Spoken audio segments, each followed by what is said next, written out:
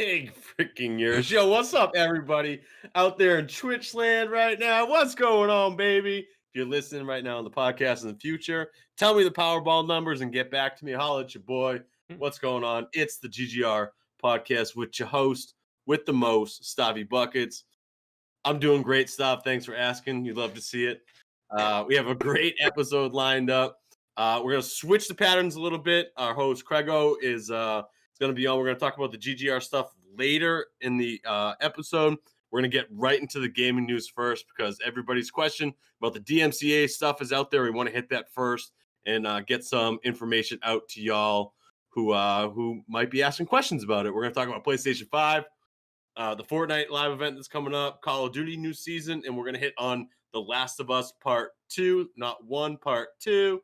And it's going to be crazy. And then we'll go to the GGR stuff with Craigo and Mender. So it's going to be great. Mendy, before I bring you in, yo, big shout out to GGR_homie for being a GGR homie. Yeah. Yes. You love to see that. Dude, kid joined Discord, I think, like 2 days ago, and he's GGR homie, so pogs to him. Mendy just goes, wait, who's GGR homie? And I was just like, yo, big pogs to the homie out there for doing that. Somebody changed their name, but shout out to GGR_homie. Also, shout out to Danks with a nice raid coming in, and everybody who's in chat right now. It's really cool to see you. If you have any GGR questions towards the end, feel free to type them out. We're going to try to get to as many questions as we can from the GGR community itself. So without further ado, let's bring on the co-host of the GGR podcast. That would be Down by the Lake, Mendy. Yo, Mendy, let's get some years for the years out there. Yeah. Double year for the years out there. Yeah. You'd love to see that. Mendy, what's going on? How's Lake? Lake life is good, man. I got sunburnt a little while ago, and hopefully it's turned into a nice tan. I can help you out with that with needed lotioning and oiling and all that good stuff if you need it. So glad. Sensual. Yeah, glad you're here. And yes, it was Craig. And the guest, he in the GGR community, he may not need an introduction. If you're new to the GGR, you may need an introduction. This is he goes by Craig, Craigo, Craigers, Boomer, Skeletor from a couple weeks ago. Decided to not wear a shirt again tonight, just loading me up for potential insults. But we have what did you say, co-founder? Is that the perfect term for that?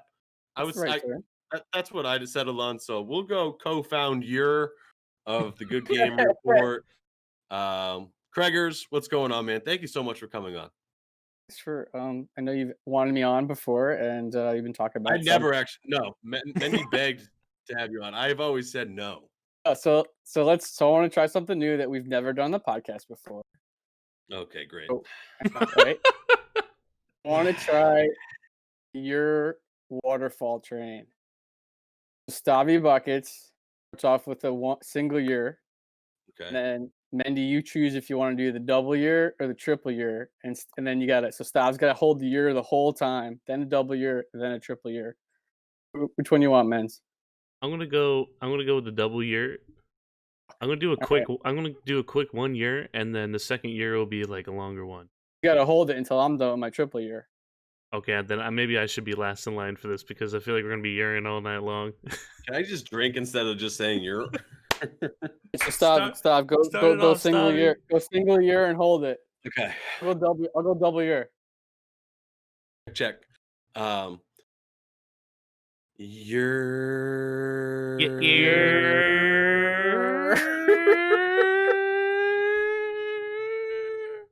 I think Stav is frozen. That or he's really good at staying still. What happened? Did I do it? Did I go too long? I think I was supposed to go last, and I jumped in second because I got so excited with the ears. A disaster! What the heck was that? Hey, it could have worked. The ears. For throwing you off, but yes, happy to be here. Let's get it. Very pumped. Oh, we weren't doing it again. Okay.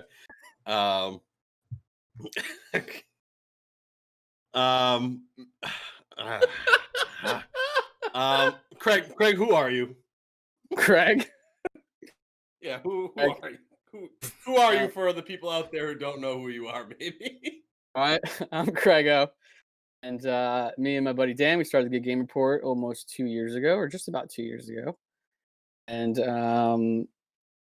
yeah, so that's kind of who I am, and I'm all over the Discord. I probably invited a lot of you people that are in our Discord. You probably got some creepy message from me on Instagram into your DMs, and I said, hey, why don't you come join this awesome community? And here you are. And if you're not, and you're watching this on YouTube, and you never got a creepy DM from me, be coming. Mhm. So, Has anybody in chat right now not received a creepy DM? If not, we'll try to link up and get one sent your way because they're just magical. Let me tell you, they are truly okay. Yvonne says okay. Yvonne needs one. Actually, let's not do that. Yvonne will save you from that one. Okay, so co-founder with Boogie, or as most people know him as GTR Dan. Right. And yeah, it's I say it's 2 years ago because I feel like that's when I first started communicating with you about it. So Yeah. we're gonna treat this as the 2-year anniversary GGR podcast. And we'll go much in depth in the GGR stuff towards the end of the podcast. But as we ask all our guests, Craigs, let's just get a little knowledge on your Hardo, slow down. This is a neighborhood. Jeez Louise. What's your gaming background? Was like because you were like 40 before Nintendo even came out. So right, um, yep. what There's was that. pre Nintendo? Sorry, Okay, that's where I started. So I'll try to make this quick because obviously there's a long thing there. I started with Atari, Space Invaders, Fall, Moon Patrol, that kind of stuff, and then the original Nintendo came out, original Super Mario, and obviously that was, I don't know, 84, 85, something like that. And obviously played the heck out of that. Any game you could think of, sports games. It's funny. It's basically you used to go to like Toys R Us, and you didn't know what game was good, because there's no information. So you literally had to look at the cover and think, oh, that looks cool, and buy based off of it looking cool. And you get a ticket, little piece of paper, and you turn it into the person, and then they give you the game. So yeah, so you kind of there's a lot of guessing back then, like games that you might have you brought it home, and you're like, oh, this sucks, but that's what it was. yo, rip Toys R Us. By the way, I used to love doing that, and then like one day it just stopped. Yeah, Toys R Us is a lot of fun. But then, so yeah, then I went to I did not have a Super Nintendo. I went to Genesis. So I was a Sega Genesis guy. Big sports guy, Madden's, NHL 94, best game ever. And then on regular Nintendo, it was Super Tekken Bowl, obviously. And then it's gotten that weird like whole thing, Sega CD, and I forget, it was like Sega Saturn and stuff. I didn't have that. And then I went to, I think the 32-bit era. Then PlayStation, 64, and I had Dreamcast. That might be the next one. It's like I never got into Dreamcast. I just couldn't do it. There's the one time I had 3, right? And then so I was a big PlayStation guy, Nintendo guy. I kept up with Nintendo the whole time, except for Super Nintendo and Wii U. I never had Wii U. And then it was PS2, Dreamcast, and GameCube. All 3 of those. And then whenever Xbox started, never had an Xbox, never will have an Xbox. So yeah, so that's like into Final Fantasy VII. Obviously, like I said, all sports games. Love those types of role playing games. And yeah, I like adventure games and stuff like that. Zelda, obviously, original Zelda to Ocarina of Time. And then obviously, we'll get into the Good Game Report stuff later. But like, when you get older, you start working and life happens. I miss the whole online, like literally, you guys do now every day, like headsets and playing first-person shooters on talking crap and all that with your friends. Completely miss that boat. So I kind of would read magazines, would read EGM magazine, and that's how I kept up. I would follow stocks, like Activision and all, like I'd look up gaming stocks, follow them, and that's kind of like how I got my news and information about the video game world, basically just through reading and through like stocks and stuff. So they always kept in tune, they always kept in touch. And then like 2 years ago when we started the Game Report, I started watching Twitch a lot. So I wasn't playing video games, but I was watching Twitch. What was going on in Fortnite pretty much daily, and what was going on in the industry, and that's how I'd kind of get my news would be from like watching a streamer and maybe talking about a different game or Fortnite or whatever it may be. So I guess that's as quick as I can go from Atari to Twitch streaming, or watching Twitch streamers, because I don't have time to play video games anymore that much. But I always thought reading and watching stocks about video games was always much more fun than playing the games themselves. So it was like it was like a video game inside of itself, just on print. Yeah. So hey man, you gotta do what you gotta do when you don't have the time to play the games. And there was no mobile gaming, so it's not like I could play on my phone when I was 21 or something. Or maybe that worm game or something like that. But Earthworm Jim, Stop's favorite game. Not real.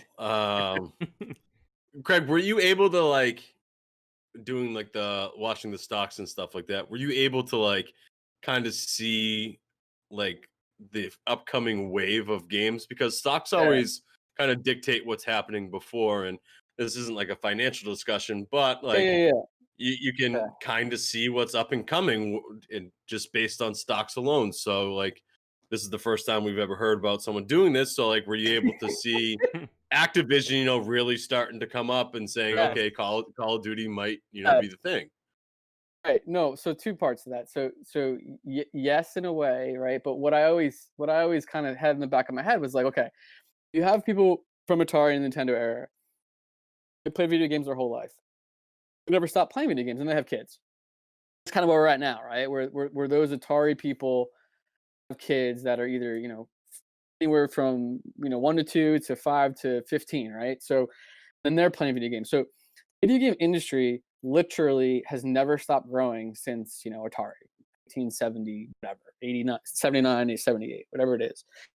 So I kind of always knew that it's just going to keep growing because I'm going to keep playing, or try to play, or at least know what's going on, and then my era is going to have kids, they're going to keep playing, and they're going to have kids. So it's just going to be this compounding interest thing of the industry growing. And now with the whole PCs and stuff like that, going back to your original question, is like, yeah, I mean, when I started tracking these stocks in like the early 2000s and stuff, I mean, you see like it's before I don't even think Take-Two Interactive was around, but it was like Activision and Electronic Arts, obviously, like games like companies like that, you'd see them, and you'd see the growth because the new Madden's coming out, right? Or some new games coming out in like 6 to 8 months or 12 months, and like the market like really wouldn't like know, because they didn't really know what was going on. Or Nintendo, like when Wii came out, Nintendo stock like shot up, and Wii sales started popping out and stuff like that. So I said to Paulie, I think Paul's in chat, but like I think Electronic Arts was down to like 90, low 90s right when Apex came out. And I wanted to get in on it, and then all of a sudden, Apex started picking up steam, went to 100, got back down to 90, and then now it's at like 120, 123. So it's like, obviously Apex isn't the only thing Electronic Arts does, of course. They're huge, but you can kind of see and feel based on what and the knowledge you have of gaming and games. It's to make this to correlate the two really is what. So yeah. Mendy, you're a Robinhood guy. You have a code out there. I believe it's Menders 1011. Have you looked into the gaming stocks at all? Yeah, a little bit. Is it more console like PlayStation, or is it specific like games like you mentioned EA or something like that? I think EA and Activision, they're always going to be like the power hub for all that sort of thing. But when a new console does come out, then obviously that's a driving force for Nintendo or something like that. But It depends. It depends when a game comes out. It depends when the console comes out. So I I usually, mean, I'm I I'm usually guessing don't PlayStation and fight Xbox on it. are gonna start picking up when the fives and the elites come out, right? I would imagine, yeah. Like is if you're a stalker out there or something like that, and you're interested, and you have a couple free credits, maybe use Mendy's code, you get a free stock. I mean, it might be the time to throw it on PlayStation or Xbox. What a plug this is. And you've never plugged this before, and it took me to plug your Robinhood thing. So There's at one point I was so hell bent of everyone using my code, and now I completely forgot about it because it's just been so crazy lately with all the global stuff going on. It's like I don't even want to look and see what the heck's happening. But at the same reach time, out never to know. Mendy for it. Reach Use out to my Mendy code. for it. We'll plug it in the description of this for sure. But all right, now we got stocks out of the way. We can cross that off the agenda we have written down. Let's go straight into the gaming news because it's a big one that came out this week that we want to hit on right away for all the streamers out there and also the people who just watch their favorite streamers because they're affected by it as well. And we're going to get straight into the DMCA strikes that people are getting. This started not this weekend, but last weekend. You started seeing it all over Twitter. Hashtag DMCA, and everybody's like, "What is going on here?" We had no idea what was going on, and there's a good chance that you or your favorite streamer was deleting all of their clips from Twitch last Saturday and Sunday. Luckily, I don't get clips because I'm not good, so I didn't have too many to delete. But I did delete some, and I know a lot more people probably were affected by this than myself. So that's what we're seeing, and I just want to try to clarify what the DMC strike are about. I'm no legal expert. I don't think any of us here are. Mendy sneakily might be. But what this is the Digital Millennium Copyright Act of 1998. This is signed by President Clinton in I believe I think it might have been signed in 99, but they started it in 98, so that's why it's the Act of 1998. It's essentially saying that if you create something, a form of art, in this case, that what we're seeing now, music, no one else can be profited off that. It's just copyright. It's strictly just copyright strikes. You see it a lot on YouTube videos. YouTube streamers have been dealing with this since forever. They can't play songs. It gets copyrighted, and your stream gets kicked out. That's what we're seeing now, and it's just coming to Twitch. It's going to be, I'm guessing, coming to Mixer or Facebook, if it's even on that as well. So people are cracking down on their music, I guess, being played, and I think it originated from Cloakzy's stream. Very famous streamer. He plays Warzone now. Played a lot of Fortnite with Tfue, and 50 Cent attacked him because he was playing Into Club.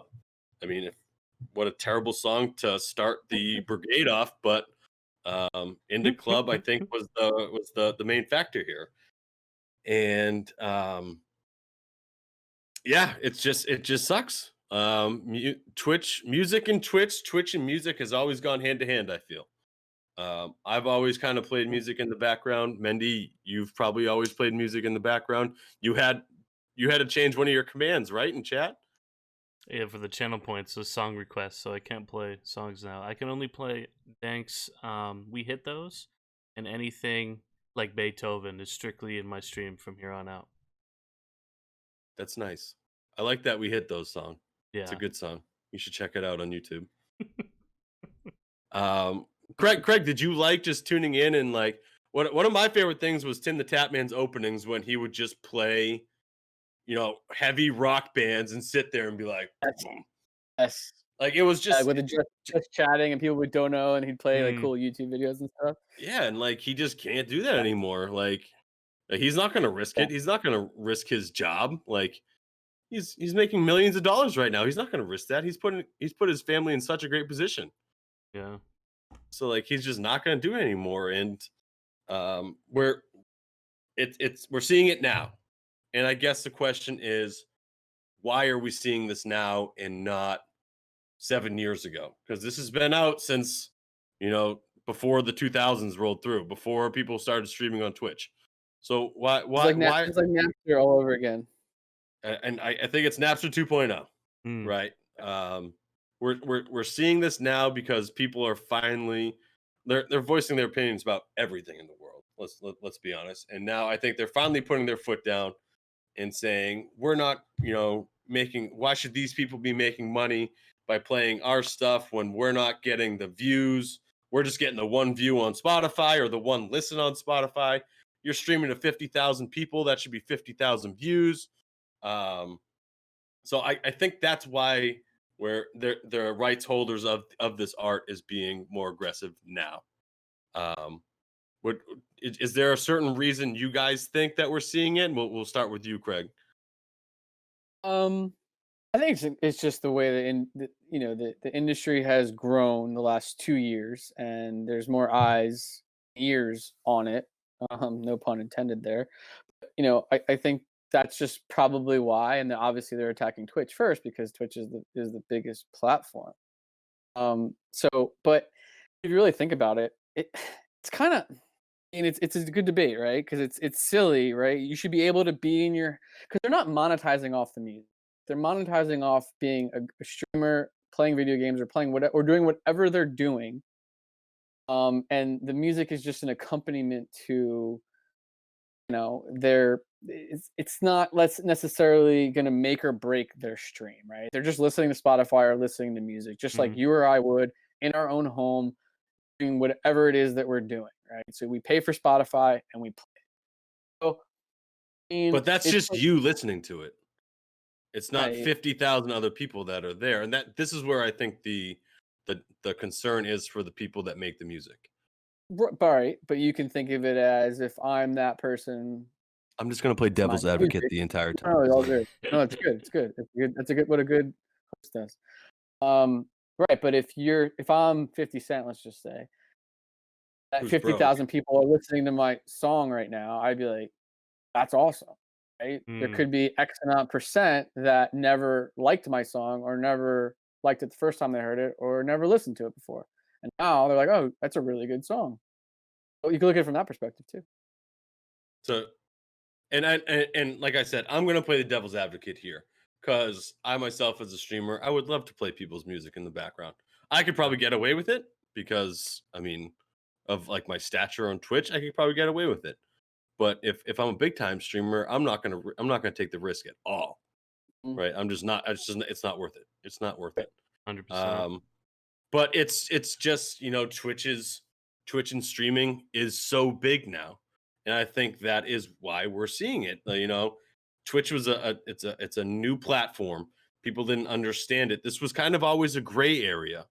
Okay, like I feel like people knew that they weren't supposed to do it, but they're like, we need some elevator music in the background when we're going from level 0 to 100, right? Like we need something in the background, kind of like a filler. But Mendy, do you have a certain reason why you think it's hitting now?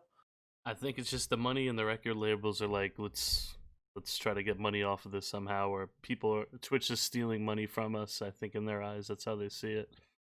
So they just want all their streams to go towards their artists instead of like a different platform. But I don't know, it's just kind of a weird thing because you'd think the artist would be cool with other people playing their music on stream because it kind of shows other viewers their songs that maybe they could have never reached to before. But I think with the record labels, they're just like, we have to enforce something to make sure that only we get our streams. So play Beethoven and Danks' song. There's tons and tons of non-copyrighted playlists out there. Yeah. I sent one over to Discord the other day. A big time streamer. It's like Harris Heller.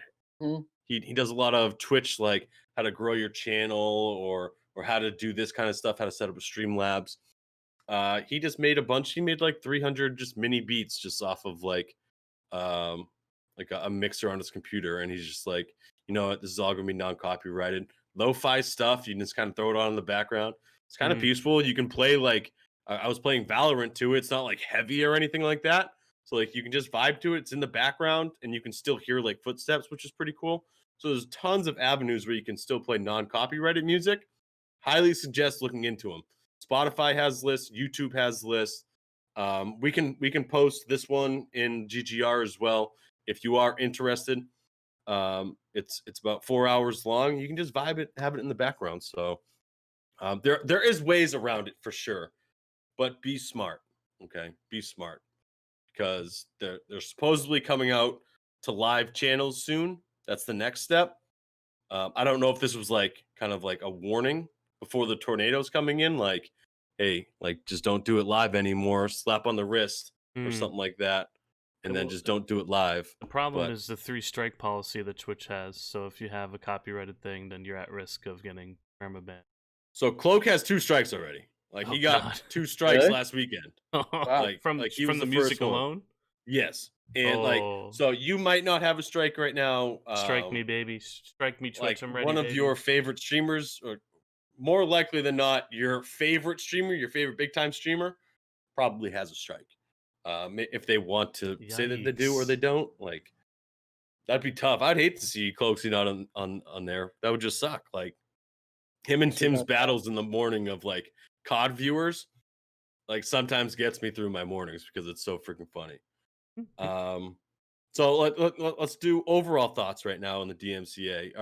Are you for it? Are you against it? Are you a by the books guy? So you're cool with it, Mendy? Or what's your feelings towards it? I don't know, to be honest with you. Because on the jet ski stream, I still play music, and I don't think the algorithm can pick it up. Twitch, don't listen to this podcast right now. So, it's just one of those things everyone should have expected. Almost every other platform has this sort of thing in place. I know YouTube is very hell-bent on copyright music, so it's something I think if you're involved in Twitch, this is something you should have been aware of and something you should have been prepared for. There's a bunch of other music you can play that's not copyrighted. Just play it safe. I'm probably just going to do whatever the heck I'm going to do, to be honest with you, because I don't think somebody like me, they're watching. But I think as an advice I should give to others is saying play it safe and, you know, don't it's not worth the risk. That's great. Yeah, I don't care. They can't catch me on my jet ski, but you shouldn't do it. I'm just gonna ride away. Yeah, I'm just gonna catch these waves and send it, baby. You're you hit those waves, baby. You know, Craig, what do you think? Well, I don't know. I mean, I think it's just similar to when Apple and Spotify probably came out with their services and stuff, and they were getting from them. So, you know, maybe I'm seeing some people in chat are saying the same thing. Like, maybe Twitch just makes a deal with Warner or these big music conglomerates and just put an end to it and they, you know, share whatever dough they got to share to let people do whatever the heck they want to do. But I just want to give the audience, whoever ends up, please do, listening now or later. But so a guy I watched, a YouTuber, his name's Devin Nash. I watched one of his video on this, and he said basically they're only looking at 2017 to 2019 clips right now. That Warner hired a company to watch and look at all the Twitch stuff. So he said that Twitch has to remove the clip themselves. You don't have to do it yourself. So if you're freaking out trying to going back to your archive and delete old videos, he basically like, he said, I'm not a lawyer, but I know I've been in this industry. I know all about this stuff. He's like, don't do it. Let them do it. It's their job to do it if you're going to get caught. And basically he's like, listen, if you're a small streamer, the chances of them going after you is very slim to none as far as like the older videos go. And then one of his things, like, you know, obviously this the cleanest way is what Mendy said, just stay away from any song. But he's like, if it's not like a song on like the top 200 sort of list or whatever, like that's like kind of what they're focused on, it seems to be, whatever their software or whatever it is they're running to find these videos. So there's just a couple tips that I had read in my search. I mean, for me, I'm just gonna try to play it as by the book as I possibly can. Right. Well, you're a vanilla guy. I'm very vanilla. I don't speed. Right. I try not to. I'm very just, you know, just cruise will get there kind of guy when driving. And I put the analogy of this is like speeding, right? Essentially, like you may always go 10 miles an hour over the speed limit. Some people might go 15, some people might go 20. Like you might be playing songs loud the entire stream. You might have loud songs occasionally. You might have low music the entire time, which is like 10, 15, 20. You might not get caught all the time. But, sometimes you might get a speeding ticket eventually and 3 strikes and you might have to pay more on your insurance or something, or Points on you your might get license. banned. You might get your license taken away. You have to go to a class. Like it's just, I think it's like a speeding ticket. You may speed all the time and you might not get a ticket, but hey, who knows? Around this corner one day, you could get a ticket. Similar with this. If you're going to play music, you are running the risk. It's up to you. Just vibe out in some Beethoven or get on your jet ski and jam out so they can't catch you. That's that's just my thoughts. I like to play it safe. I like cheese pizza. I like vanilla ice cream, and I don't like to speed too fast. Cheese pizza. And he is not kidding, folks. That's what it is. I'm very basic. I'm a basic person. I'm a basic boy. That's what we do. So what do streamers do now, guys? We just kind of touched on it. It's kind of it's up to them, right? On what they want to do. I mean, our community. I don't think anybody's in real danger of getting really effed over, but just check your emails once in a while. Just play it smart, play it cool, and just hope that your favorite streamer doesn't get 3 strikes. I guess. Like, is there any other way to put it? What people should do right now? Oh, I think that's it, right? I mean, what do? You get banned, and then you go to Mixer. I don't know, or Facebook or YouTube. God, no. They're not gonna have the same thing though. You're just gonna follow another DMCA. All right, you're right. But at the same time, you should go to something else. So what do we want to see happen? All right, what's a potential resolution? Stav wants to find an answer. He needs to know what to do. Either someone really hates Amazon and they want to go after him, and they want a deal made. So I think it's just going to end up having to do something, right? Because someone's going to mess up. Yeah, I mean, these guys something's got to happen. It's ridiculous. It's gonna get ridiculous, and then people are gonna, or there's gonna be an artist that says, "I don't care if my stuff's played. Go ahead, play it." Yeah, Drake already said to, I believe, Nick Merckx that he's like, "Yo, Nick Merckx, you can play all my songs," which is cool. Which is like, I mean, who's bigger than Drake? Yeah, seriously. Wow. But like, he's also the one who's not really caring about money right now. So like, but he has his own record label, so I'm assuming that's why he doesn't have to worry about that sort of thing. But like, you look at a guy like 50 Cent who might be struggling now because he was famous for 5 years, 15 years ago. Like, I would like to see Twitch come up with a way where they can like get these music rights somehow, or cool. connection. Hey, this label will give you, or find a way to work with Spotify. I think that's the best thing. Find one source, whether it's Spotify or Apple Music or something. I go Spotify because I think everybody can have it. Some people don't have Apple stuff, so you might not be able to get Apple Music. You go Spotify. We'll give you $100 million a year, and we can auto put Spotify onto our streamers' channels, and you can just turn it on or off if you want. You can have a set playlist going on, but here's $100 million. You distribute it us. You know what? It's Bezos with Amazon. Screw it. Here's $1 billion. Bezos is daddy per year. Wait, so someone made a good point. Amazon already has Amazon Music. Yeah. Legendary pot roast in chat. They already have it. They just need to integrate it in Twitch. Technically, done. Just do it. Yeah. And whatever you spend to get that music on Amazon Music, double it, triple it, quadruple it. Who cares? Or just let like Prime users have it, because you remember like the watch party, like Amazon Video Watch Party.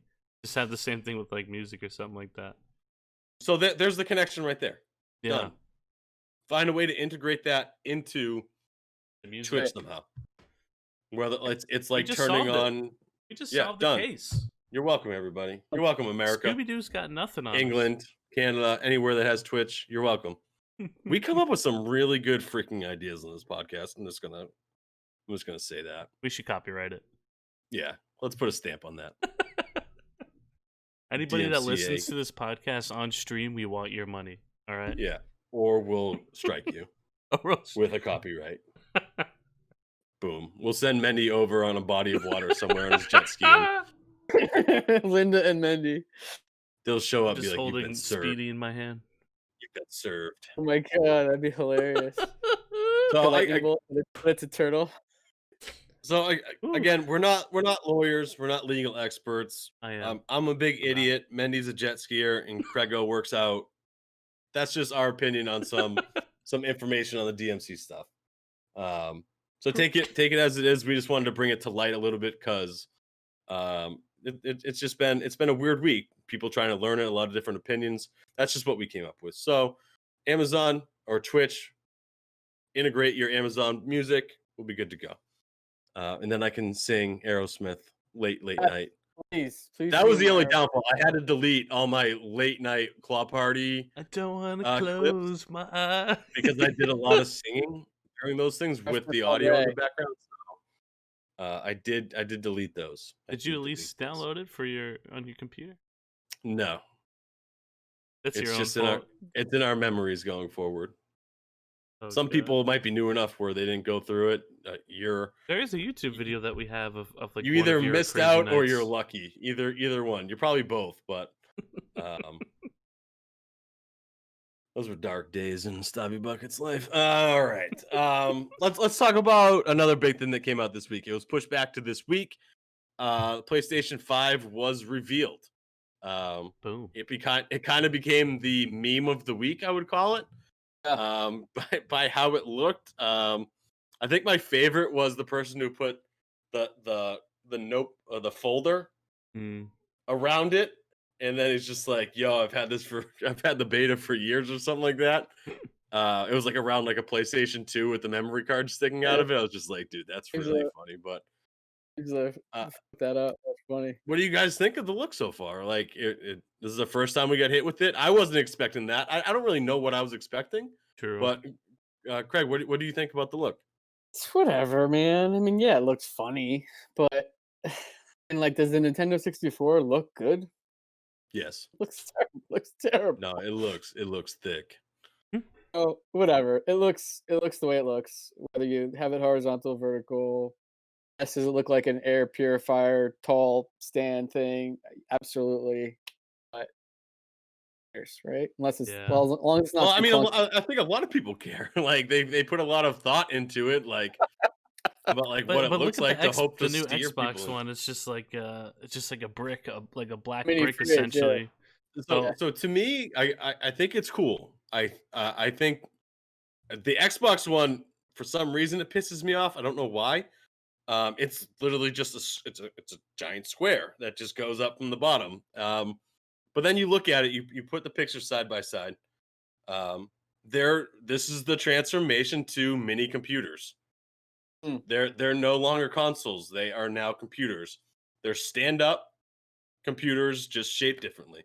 What Xbox is about 1/3 of your stand-up PC that you have, and PlayStation's the modem of your PC that just has everything inside of it there. So, Mendy, do you have any thoughts on the looks of either the PS5 or the new X series? PS5. I honestly kind of like the design. I'm not gonna lie. I didn't really see it much as a joke. It looked very. I don't know. I don't really. At the end of the day, I don't really care about it too much. But I don't think it's ugly. I don't think it's like bad looking. I kind of liked it. I just think at the end of the day, as long as it's a good system, then that's all I care about. Yeah, it's when I saw the Xbox One, I was just like, dude, that's a PC. That's not a console. It's legit just a giant cube. I do feel like Xbox, they kind of like, we don't really care anymore. We just want to send something out there. As long as it's a good console, though. I think you're right. As long as, the frames go up in it, It runs faster. There's more storage space somehow in there. Yeah. Because Call of Duty's on, it's like 4 seasons, so that's like your entire 200 PlayStation 4 right now. So, as long as it's improved, right? I think that's all people care about. Facts. Yeah, I mean, I don't think there's. I like them both, but if PlayStation's graphics are a little bit better than the Xbox, then I'm going to say the PlayStation's better. If the Xbox runs smoother and plays games a little bit better than the PlayStation, I'm going to say the Xbox is better. It's just like that's what it comes down to what's inside. But the one cool thing with the PlayStation 5 reveal was the games that were announced with it. I had a blast going through some of the games that were coming out. Barstool Gaming Instagram did like a really good rundown with all the trailers. These are some that I saw. Watchdogs Legions. We talked about this one before. Assassin's Creed Valhalla. This one I'm kind of interested about. We mentioned it a long time ago on the podcast. The Lord of the Rings Gollum. Anything like the Shadow of War games. I don't know if it's the same game, but Lord of the Rings was essentially to me always the Shadow of War games. So I'm interested in that. I know Kid with a Stick's gonna love this one. Fishing one. Ultimate Fishing Simulator 2. So Quas and company out there can chuck in some rods with a new fishing simulator. The Elder Scrolls 6. I was talking to Scooty Buckets about this, and is there a difference between Skyrim and the Elder Scrolls, or is Skyrim just a new branch of the Elder Scrolls? Do you guys know? No idea. Big no from Mendy. Like it's just the Elder Scrolls, but like Skyrim was just a branch off of like a saga of it, I think. All right. We can probably Jack can probably confirm that. But that's really cool because bigger nerds than the two of us. Elder Scrolls games are really cool, and I fell in love with Skyrim. Spider-Man game. Mendy was pretty pumped up about this one. If it's like the most recent Spider-Man, but like more jacked up, way in. This new Spider-Man rocked. It was so cool. Yeah. I think people are hyped just for the fact that it's that Miles or whatever. What's his name? Is it Miles, Mendy? Miles something. I forget his last name at the moment. Yeah, that's what everyone's, because it's from that in the most animated movie. Yeah. I'm about Morales, it then. Thank you. Miles Morales. Cousin. Ratchet and Clank, I saw was having one on there. You remember like that the sack boy or something like that? It was it's Little Big Planet. Little Big Planet is what it's from. Oh yeah. I forgot about that. I saw that. That's one of my notes. So that I know they're doing. That's like a collaboration. Is that is that going to be like a Smash game? Like a bunch of different like characters from like older PlayStation things? Because it wasn't Little Big Planet, but like the Sackboy was on there or something. Correct, but the gameplay that I saw looked similar to Little Big Planet. It didn't look much different. I don't know if they're just rebranding it. Cool. I remember like jumping around with. I feel weird saying Sackboy, but big shout out to Jay Gotti as well with 5 gifted subs in the middle of all this. You'll love to see it. Thank you, Gotti. Big priest with that. Yeah, I think the bigger games are waiting. Similar, I remember when PlayStation 3 or PlayStation 4 came out. Like the first games that came out for PlayStation 3, like the sports games were terrible, and like they were so clinky and everything. They were just bad games. I'm guessing you could probably do a smoother transition now in 2020 than you could back in like 2003 or 2004. But yeah, it's just something to watch, because there's no like God of War wasn't announced or anything. So like I'm wondering if God of War is gonna pause for a little bit, make sure everything's a go for all PS5. Like they didn't want to split it up potentially. So also I saw some write-ups about the price and still hasn't been announced yet. Yeah, I was gonna say. And this is the big thing. We talk about it almost every time we mention the PlayStation 5. So the analyst that I read about priced it between $475 and $500. Not too bad. I'm telling you, if this thing starts with a 4 or a 5, that is Wow. a gigantic win for the gaming community. Gigantic win. And I'm saying even, $5.99. So if 500 to 5.99, I think is a huge win.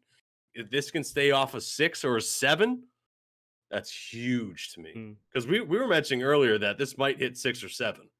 Yeah, I just assumed it'll have higher numbers just because everybody these days want to buy a console, and it seems like they went nuts on the graphics. 500 is good, and here's why. Because a $500 PC isn't going to be able to do what a $500 console can do. $800 PC might be able to give you what a $500 console could do. So I think that's where they win. And the people that want to get a PC but may not have 800, but you might be able to save up and work and get a little gift from a parent or something like that to get to 5. I think that's a huge win for both consoles there. It seems like one platform undercuts the other one. It'll be like $100 less. Like an Xbox would be like $100 less than the new PS5. Usually where people kind of lean towards which one comes out cheaper. So if it's at that 475 to 500 range for both, that's awesome for everybody. It's a huge win. You get a mini version of a PC that's going to run great for years and years and years, and you don't have to worry about it. Just buy a monitor, really just buy a computer monitor with it, and you're not going to really know the difference. It's going to be just like what I'm doing. I plug in a controller and I play it in front of monitors. That's going to be the only difference. So, yeah, I think that's huge. If it's 475 to 500, I think that's a huge win. I think the other thing too, dude, is going back to when we were talking about stocks and stuff. Is back in the day, you when you're growing up, you only get one, right? Your parents buy you one. You don't like get to have both for the most part, right? Then as you grow with the industry, whether it be in your 20s, you start working, or you're older now, that's what's helped it's going to help the industry flood more money into it, because people like us, or people in our community and people that are more our age, are going to get both if they want it, right? They're going to get, I'll get an Xbox and I'll get a PlayStation, or I'll have a PC and I'll get an Xbox. And you know what I mean? So it's not like, oh, I'm only allowed to I get this one Christmas present and that's it, and I'm stuck with this for 5 or 6 or 7 years. Now the money that's spent on this stuff, especially what you said, if it's 500 or in that range, people they'll get both, whether it's today or or when it comes out, or a year from now they'll get the other one or something like that. So just kind of going back to our original conversation and backing off of what you're saying here. Or you can just go the PC route and get any game that comes out, essentially. So you don't need both. That's always been the argument, and then console players are like, "Oh, we don't want to get a PC." Da da da da da. Yeah, it's weird. Like, I want to get the PlayStation 5, but unless God of War drops, like that's the only game that I really want that I wouldn't be able to get on the PC. So, and who knows, you might be able to get it for PC. Red Dead came out for PC, so True. like that was the game that was always just consoles. True. All right, let's go to Fortnite real quick. So I thought the event was going to be on Saturday after getting pushed back twice. I logged on at like 1:30, like kind of hungover, and I was like, "Yo, where's the event?" And no, it wasn't yesterday. It wasn't Saturday. It wasn't even today. It wasn't even today, Sunday. Epic put a freaking live event on Monday at 2 p.m. Eastern time. The heck are you doing putting in a live event 2 p.m. on a Monday? Epic. Game's dead, bro. It's dying. Seriously, what are you doing? Like, why is it on a Monday? Kids off school? It's summer? I mean, it's got to be, right? Slowly getting there, I believe. All right. What about the people that work that play Fortnite? what about the old men? What about the us guys? What about the non-people? What about the people who aren't 5 to? I guess it says a lot about the demographic, right? Like 10 to 20. But at the same time, everyone's home too, so anyone could. Yeah, like I'm gonna have to like go get like coffee though at 2 p.m. tomorrow and log in and play. You actually leave your apartment and go get coffee? No, I think he's talking about seltzers. No, like I'm just gonna have to I'm just gonna go run and grab a coffee real quick at work. Like, what if I had a meeting at 2 p.m.? Be like, oh no. I need to see my Fortnite event, guys. No, but like seriously, this is why you do it on a Saturday. And I guess you could say for the people that work on the weekend as well, like they can't see it on a Saturday as well. So there's really like no perfect time. Yeah, the perfect time is doing it on a Saturday or Sunday. I don't know. I'm just all bent out of shape. I was really excited for it. But like, okay, so people like more adult-like people on a Saturday too are probably doing something too, whether they're doing stuff around the house or yard work or hanging out with friends. Like, to just be doing nothing on a Saturday as well, unless you're a little kid. I mean, it's kind of the same for the little kid. It's the same.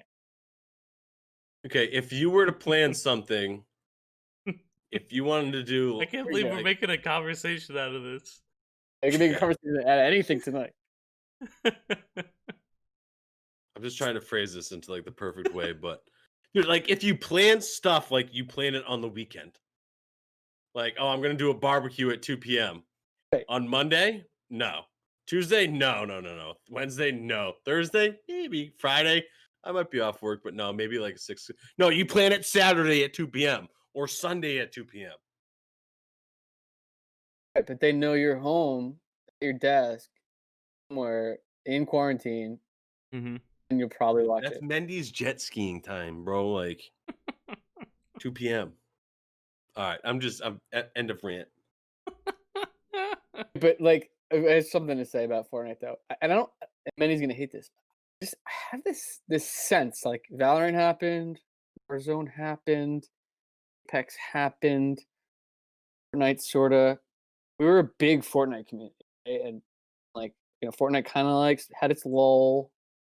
And like I don't know, I get this like sense that they've kind of hung around and they're in the guys are still playing it. Tournaments are happening now. Like there's a chance it could kind of like catapult back a little bit. The first week they pushed it back, I was like, cool. They ran into a bug or something that was going to mess up the live event. So I was like, I'm all about that. They caught it late, and I'm happy they did because when the Star Wars thing happened, the huge bug that crashed everything out pissed me off. So I'm glad they did that. They postponed it the second week because of everything, all the social stuff that's going on. They said, you guys take this week. This is like, you guys need the time. This is your time. I'm about that. This one's going to be great. Should have been this weekend. I'm really excited for this one, and I'm really excited for the new season. I'll say that because I think you are going to see it go back up. Get ready. Get ready. Stavi Marauder coming at you hot. Time out. Do you have a different costume that we haven't seen yet? No, I got a new wig and a new Bane mask. Because my Bane mask before stunk, and my wig was pretty crappy, so I upgraded both. Good. It gets hot though in here with that thing, dude. It's hot. That's why you shaved the mustache off so you can. No, that was an accident. That was an accident. Let's talk about one of Fortnite's main competitors, Call of Duty, real quick. New season dropped this past week. New battle pass. I think it's fair to say Warzone is here, and people love it. I don't know why, but I think people love it. I think people believe it's a cool game. I don't know why. No, I do love Call of Duty, and I think it looks cool. I just can't play it. I'm not good at it, and I don't have fun playing it. Even if I'm bad, I can still have fun playing a game. I love playing Valorant. I'm very bad at it, but I love playing Valorant. I just can't do it with Call of Duty. But it's here. It's here. It's in the rotation. People love playing it. People love watching streamers play it. They have fun.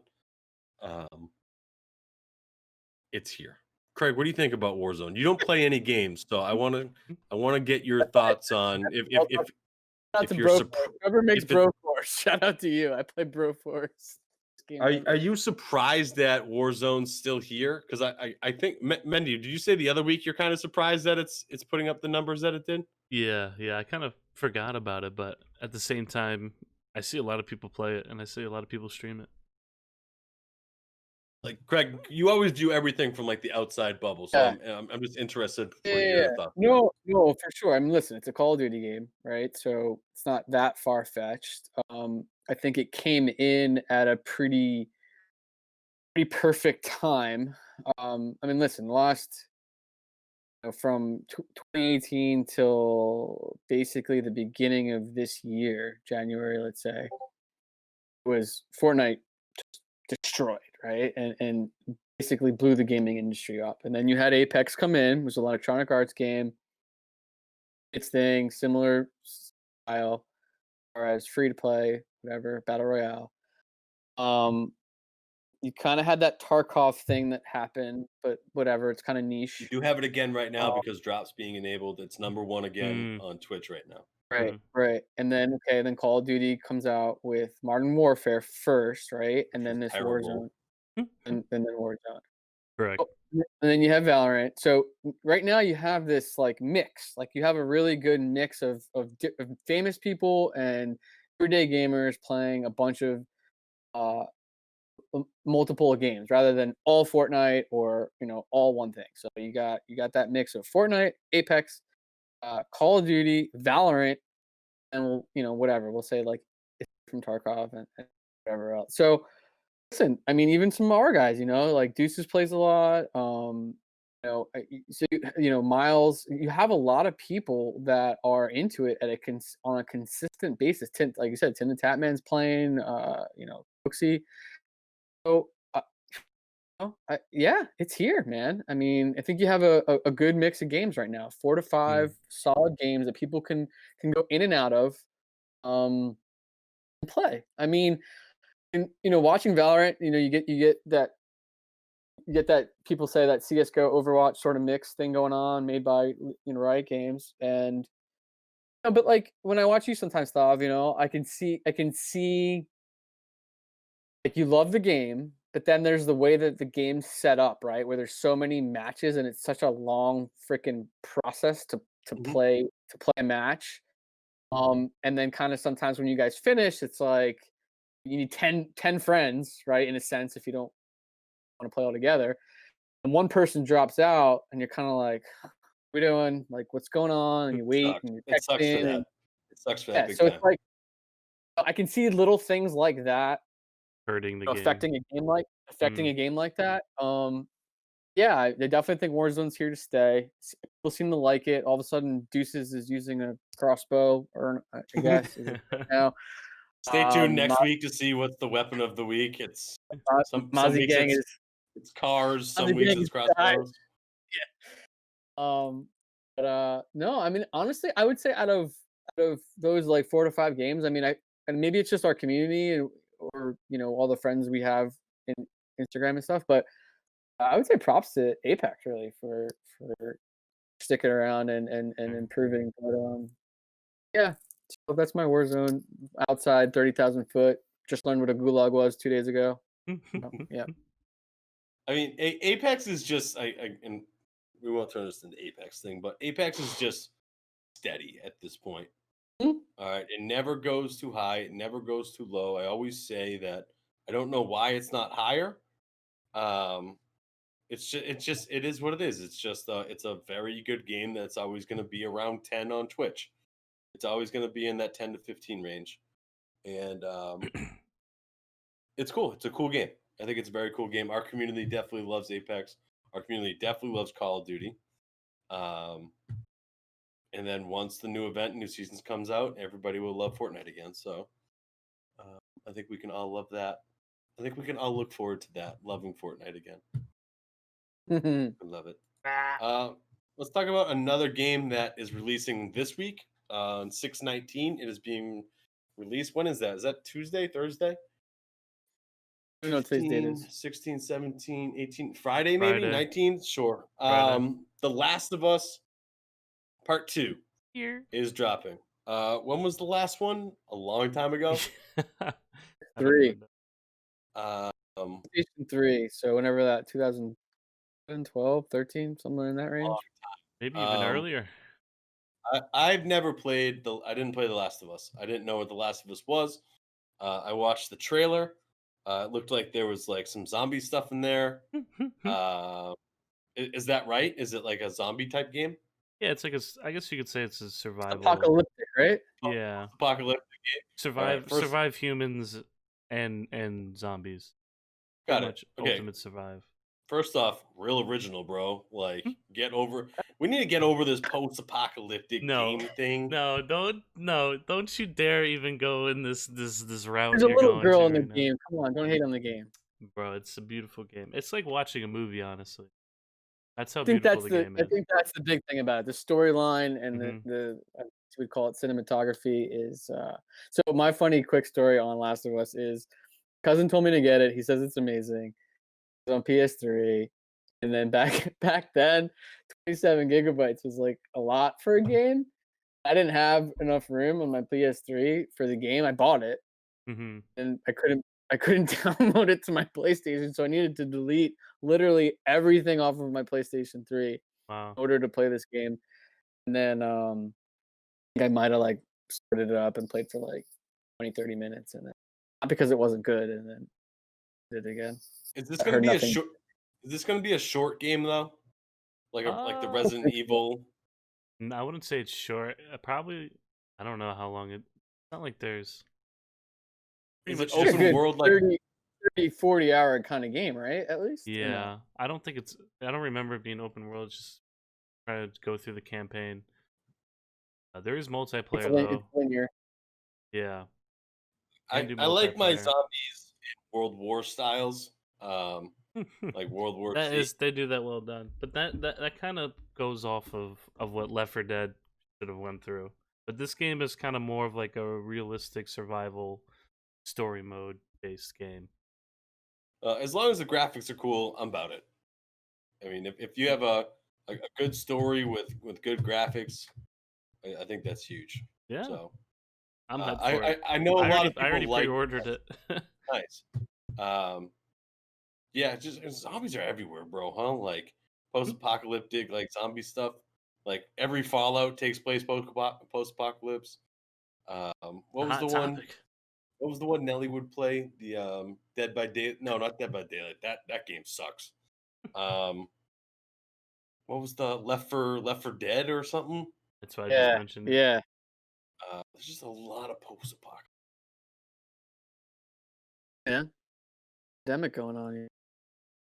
Far-fetched. No, but the trailer did look cool. I was like, oh, this looks like a Walking Dead video game. So I think that looked pretty cool. If there was a building and zombie game, would you like that stuff? What'd you say, baby? If there was building in a zombie game, would you be interested? Yeah. If you could crank 90s in a zombie game, I hate you. And there's even zombies in Fortnite. You're not complaining about that. Yeah, I was just gonna correct myself. That was the worst. Oh, that's right. Worst thing Fortnite ever did, bro, was put zombies in this game. It was like it'd be like Final Circle, and like you're like up top, and like a zombie breaks you out, and you're just like, dude, there's a horde of zombies underneath you, and the other guy just wins. He's dancing. Oh, pissed me off. There's a lot of bad things Fortnite's done. I think zombies are the worst. The sword was bad, but this might be the worst. That was the worst. Yeah. All right, cool. I got nothing else for gaming news unless you guys got anything else. Just on the PlayStation 5, I think these are all like first time original titles, but two games that looked awesome. One was called Project Athia. It's really freaking cool. And Kena, Bridge of Spirits, looked fire. It sounds like Sekiro. They looked awesome. I don't think obviously I think it's the first time that titles ever come up, but they looked really freaking cool based on the trailers. I'm interested to see the more games that come out for PlayStation 5, so we'll stay tuned and check the stocks. See if PlayStation starts bumping up. Stock watch. All right, policy back in action. American Sniper. All right, let's Mendy, you want to take it away here, baby? If you want me to. Yeah, you take it away and do your solo thing. All right, I'll do my solo thing, Stavo.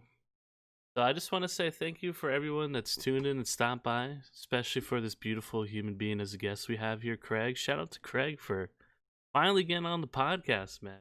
Big pre-show on that. If you're tuning in right now on our Twitch channel, we are currently doing the podcast, and then we take this onto YouTube. We put it to all the other podcast platforms. If you don't know where to look for it, you just have to type in Good Game Report. If you want to find any of our socials, I recently looked at Pinterest, Craig, and those numbers are just insane. I don't know. Yeah. I don't know how Pinterest works. If you guys are Pinterest, just type in Good Game Report because it's doing really well, and I don't get how it does well. So join our Discord, subscribe to our YouTube channel. If you're trying to find us, just type in yes, Yvonne. There is a GGR Pinterest. It is impeccable. I don't know how it does so well because who the heck goes on Pinterest these days, especially for gaming. I haven't posted in 3 weeks. So. It's still doing well, man. Besides the fact, if you're trying to find us, just type in Good Game Report, where we are everywhere. And shout out to all my ears. You're good job, Craig. What would you rank that? Oh, I'm gonna say I'm gonna take a deduction for not mentioning the GGR merch. So true. I'm gonna go 8.3 on that. That's a solid score right there, Stavo. Still pretty good score. Yeah, I mean, if he would have said merch, probably in the 9s, somewhere in the 9s. Okay. Actually, I don't think I have been mentioned. I probably shouldn't be saying this right now. No, Mendy, it's weird. You say it every week too, which is crazy. Like you always mention the merch. I always forgot. I forgot about everyone. I'm going through chat right now. I'm just getting roasted on Fortnite stuff in chat, which is always wicked funny. Yeah, Fortnite's goated. Get good, nerds. Learn how to put a ramp down. And Yvonne, I'm not mad because I've lost in Dead by Daylight. That game is just glorified hide and seek, and like you have to I don't know how that game is so popular. I don't know it. Like, man, I was just. We had like such a fun night plan. And I was just like, this game isn't that fun. It's a bit weird. I think we need to play more of it to get used to it. But it's not ready real quick. More fun. Dead by Daylight from Tarkov, Predator game. I didn't play the Predator game enough to have. I only played like 1 or 2 games. Tarkov's fun.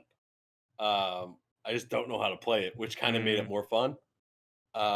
Dead by Daylight still can be like really fun because, as Yvonne said, like I always did like really creepy voices, like "Cause I find you," and like you're like creeping around in the grass somewhere. So, it's definitely fun when you're the bad guy, not the person running around. It's weird. It's creepy. I'm down to give it another shot, though. I am.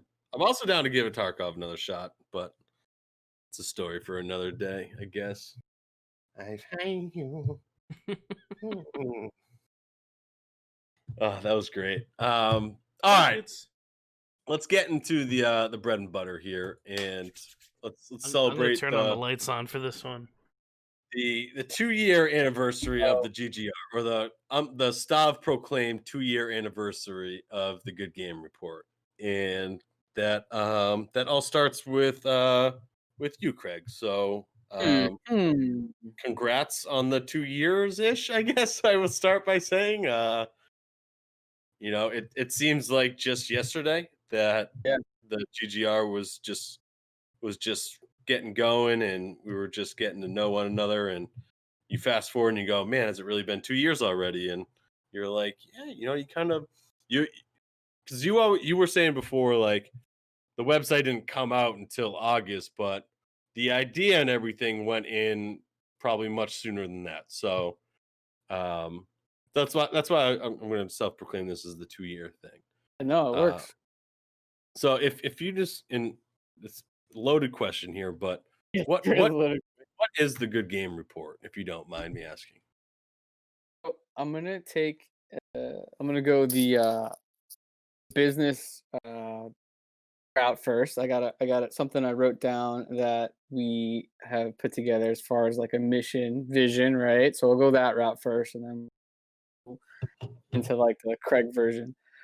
So mission statement of the Good Game Report that is not released to the masses. I finished getting the new website up, but support, inform, and engage the thriving gaming community throughout their gaming journey, original, thoughtful content, and relationships.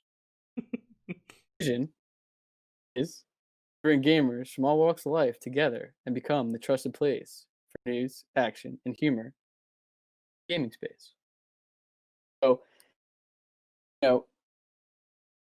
what the way I see it is, and this is kind of goes back to what I was saying earlier about like not like missing the whole boat on the whole online thing. And like my dream was to be able to play Madden with like someone in like Madagascar, and like I never had the opportunity to like do it during the time that I was playing video games like hardcore. But people will go in and out of their gaming journey, right? So whether they're 4 or 5 years old and they're just starting to play, or they're 70 something and they're still playing, they're still gaming, right? And everything in between, right? So you'll go in and out, right? You'll get married, you'll have kids, get a girlfriend, you'll get a fiance. So whatever will happen in your life, and you may or may not be able to play video games the way you're playing them right now, or or in the future. So the way I see it is that everyday casual gamer that we're going to be there for you no matter what, right? So whether it is stocks that you're into, or you want to find out about gameplay on a specific game, or it's some satire article on something like the dongle will write, right? You want to just find out some humor on Instagram, or join an amazing community who's going to support you and be there for you and truly give a shit about trying to help you and be kind and not be selfish and just be out for themselves. So to me, that is that kindness, that empathy, that support, that community is what I'm trying to infuse into the Good Game Report. And I'll people on Instagram who I have no clue who they are. I mean, they could be 80, they could be 12. I don't know. But I will do whatever to help them if they have a question, or hey man, how do I get more follows, or whatever. And, I'll respond as opposed to just being like, F you, I don't know who the heck you are. Respond and I'll help people. And that's what I want it to be about, because we care about the community we're growing and the people that are in our community, and then the people that are going to be there once we turn this into a Barstool Dexerto type company and have that clout. And like everyone that's here right now on this podcast and watching the podcast that wants to be a part of it is going to be a part of it. And I mean, that's how it's my vision, and that's what I hope exudes when in the Discord and on socials, and to the masses, and because I'm a heart on the sleeve guy, and I to a fault, in the business You're not world. wearing sleeves. This is true. That's a good point. But so I'll tell you how it is, and I'll be 100% honest and tell you how I feel, and be straight up with you and be blunt at times. So in a good way, right? So I'm not trying to backstabbing here. There's no selfishness here. So I want everyone to succeed. I want to build a company. I want everyone to be able to quit their jobs and work for the Good Game Report and do something that they're passionate about and that they want to do. So it's the dream. That's the goal. And thank you to you, Stav and Mendy, particularly, who have been there for quite some time. And without you guys, and without other guys that are in our group and behind the scenes, I don't stream. So there you go, right? I couldn't do this. So it's because of you guys and because of the people that we've met and the people that have joined our Discord and that we've met on Instagram, that this can keep growing and keep being what it is. It's funny how you mentioned that because you look now, and I try to take the end plugs myself, and I always try to thank the people inside the GGR that don't get recognized. Because you look now, there's so many people in our Slack message that maybe people don't see on Discord or streaming that go into making the GGR. And you look at it now, our Slack is loaded compared to when a Slack first started, when we first went into a Slack. So like to me, and these people don't see it, and many might not even have seen it as well. But the evolution of the GGR from when you first went live in 2018 Mhm. to where it is now is just crazy.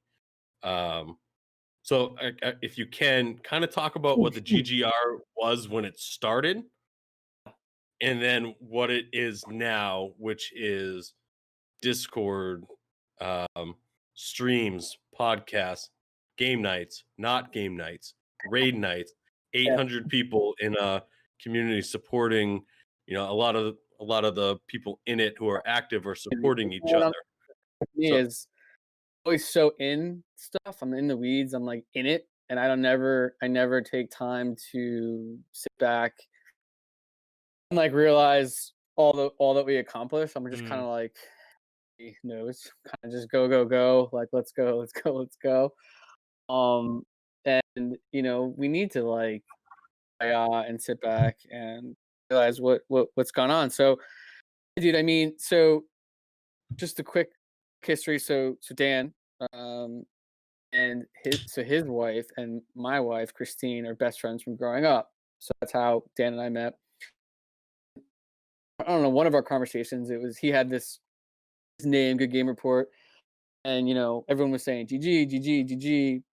I didn't know because I wasn't watching online gaming at the time. So he kind of took that name. He had this idea of website, sort of Reddit like, where people can um, write articles and for the casual gamer, kind of to steer away from the focus years ago was mainly esports organizations and League of Legends and very esports driven.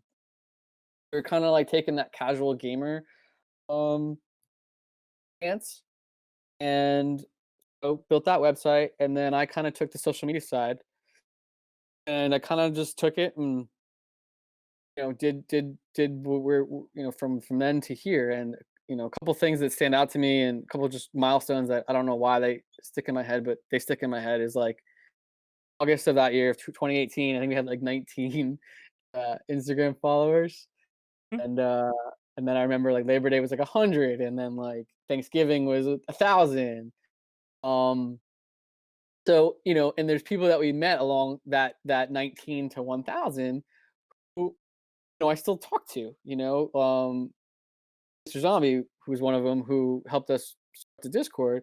I met like I didn't meet online friends like you met online friends, Stav, like by gaming. I met online friends by Instagramming or social media. So people that I met, um, that one guy, the Final Hoss, he makes these creative concepts of Fortnite characters. Like he makes like Dr. Lupo in his own Fortnite skin, and he's gotten famous now. Like people have hit him up, and he's actually done some stuff for like, I think like 100 Thieves or whomever. And these are people we met on that initial like first like 500 followers. Um, those milestones stick out, kind of like just I don't know why, but they do. And the numbers don't matter. Like followers don't matter. It's about going deep with the community and meeting people and building their relationships. 1,000 followers, 2,000 followers, it doesn't matter. We missed the boat of 2013 to 2017 where you just make some hashtags and everyone follows you and you build up the thing. That it's impossible now to do that kind of stuff. So it's all about grinding. It's all about literally reaching out to people, communicating. A viral post isn't going to get you a million, 1,000 followers or a million followers or whatever. You got to just keep doing it and talking. So then the Discord we started last summer. So that was a really big, huge thing I would say for us because build all the relationships you want on Twitter or Instagram or Facebook or wherever on social media. The um, real bond and the real like getting to know people, it doesn't really happen on those platforms.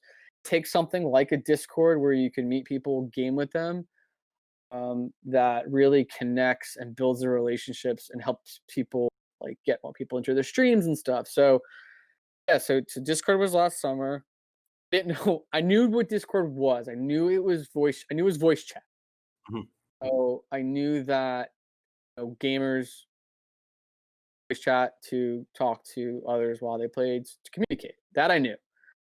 I didn't know it was like how we use Slack. I didn't know it was set up that way from like almost like a business collaboration tool. And that's what really turned me on to it once I knew what it was and how it worked. And then you can add things to it and make it like super cool. So that was pretty game changing. We had an Instagram support squad we brought over there. We still do that. People still get confused about it, but not that hard. And It's it can help. confusing. It's confusing. Just ask us and we'll help you do it. On the Discord. But, YouTube as well, maybe. yeah, I mean, I don't know milestones with that. I mean, I think we had like we're shooting for 200 by the end of last year. I think we might have came close to hitting that. So between that and then now we're at 750 right now. Um, yeah, so we built the Discord. I think it's helped like people like you, Stav, or other streamers, meeting people that we never would have met and helping people build streams. And I want it to be a place where um, we don't like thin ourselves out. We build the community where we can help both GR team members and people that come into our Discord to provide an awesome community in place where they're getting help, getting kindness, they're meeting people, they're meeting friends, they're they wouldn't have met in another place. So um I mean, those are the big, I would say, platforms. I mean, Instagram's our big platform, and obviously Discord now, and then we started the podcast. I don't even know what this is, episode 40 something. Um, we wanted to do it. We talked about it for a while. Never. It was always thought about do it with video at some point, and then we don't think we thought about doing Twitch live. Definitely not in the beginning. I don't know when we thought about it, but we started just audio, 20 something episodes, and we wanted to get it on YouTube, and then we found a way, and all the like we said behind the scenes, the teamwork that goes behind it, and we figured out how to get it on video, and then one day we said. One of the guys I follow, some people may or may not know him, but Gary Vaynerchuk is one of the guys that got motivated me to go forward with the Game Report and just steamroll ahead and not care what people and friends and family think of you. You just got to go for it. But his thing is you make one massive pillar of content. So whether that's for him, it's a keynote speech in Australia that's an hour long or something. Right? You take that pillar of content and then you break that pillar of content down into micro pieces of content. So that was always the goal at some point for me, was making a big piece of pillar content, which is this, which you guys created this onto a Twitch show, which is freaking amazing. We take this from hour and change to 2 hour, and the goal is to now break this down into whether it's 10-minute, 15-minute pieces for YouTube or a minute here, 30 seconds here, break it down. So podcast now, Twitch, which is also a Twitch show, like you said, and and then meeting these amazing people like Peter, J Cubes, Pongo, Deuces. I mean, got Gonzo, so many Miles, so many people in our community that we met from Instagram, for Discord, and we're just people in our Discord, and all of a sudden now they're part of our team. That's just from talking and meeting and finding out that they're good at something, or they're a good streamer, or they're good at YouTube, or they're good at video editing, or they can Photoshop, or they just, and that's it's the community. So to me, we're building this company, our company, We'll see. We are building this company as a community. It's kind of like the Green Bay Packers, right? That you can buy a share of the Packers, right? So one day I hope everyone can own a piece of the Good Game Report. Like, I want it to be that, where everyone has a stake, everyone, it's built by the community, the gamer by the gamer. Why are you laughing? Are you smirking? Mendy's mom just walked behind the door. My mom out of nowhere just goes, "Good night, Chris." Oh, Hi, that's Mom. amazing. It was adorable. Oh, I don't know. I just went off on a tangent. So Sorry, Craig. She went back against it. No, it's crazy to me, Craig, the Good Game Report was in existence, but it never really became the Good Game Report until the Discord came in. That's true. And like the website was there, and people were working on it and putting articles in, and like the effort was there. Like it showed like who's the stream team. I think it was just Gonzo and myself at the time that were on the bio there for like streamers. I think you're right. But then like the connecting gamers to gamers and building a community came when the Discord came in, because that's, like you said, you can't do that on Instagram. You can't do that on a website, really. You can't do that on Twitter, but Discord you can. And Right. for me, I use it as a platform to continue my chat from my stream and get to know the people a little bit more. During the stream, you can sit there and like when you go live to when you end, that's when you can build a relationship. But Discord and the Good Game Report community allows you to continue that off stream.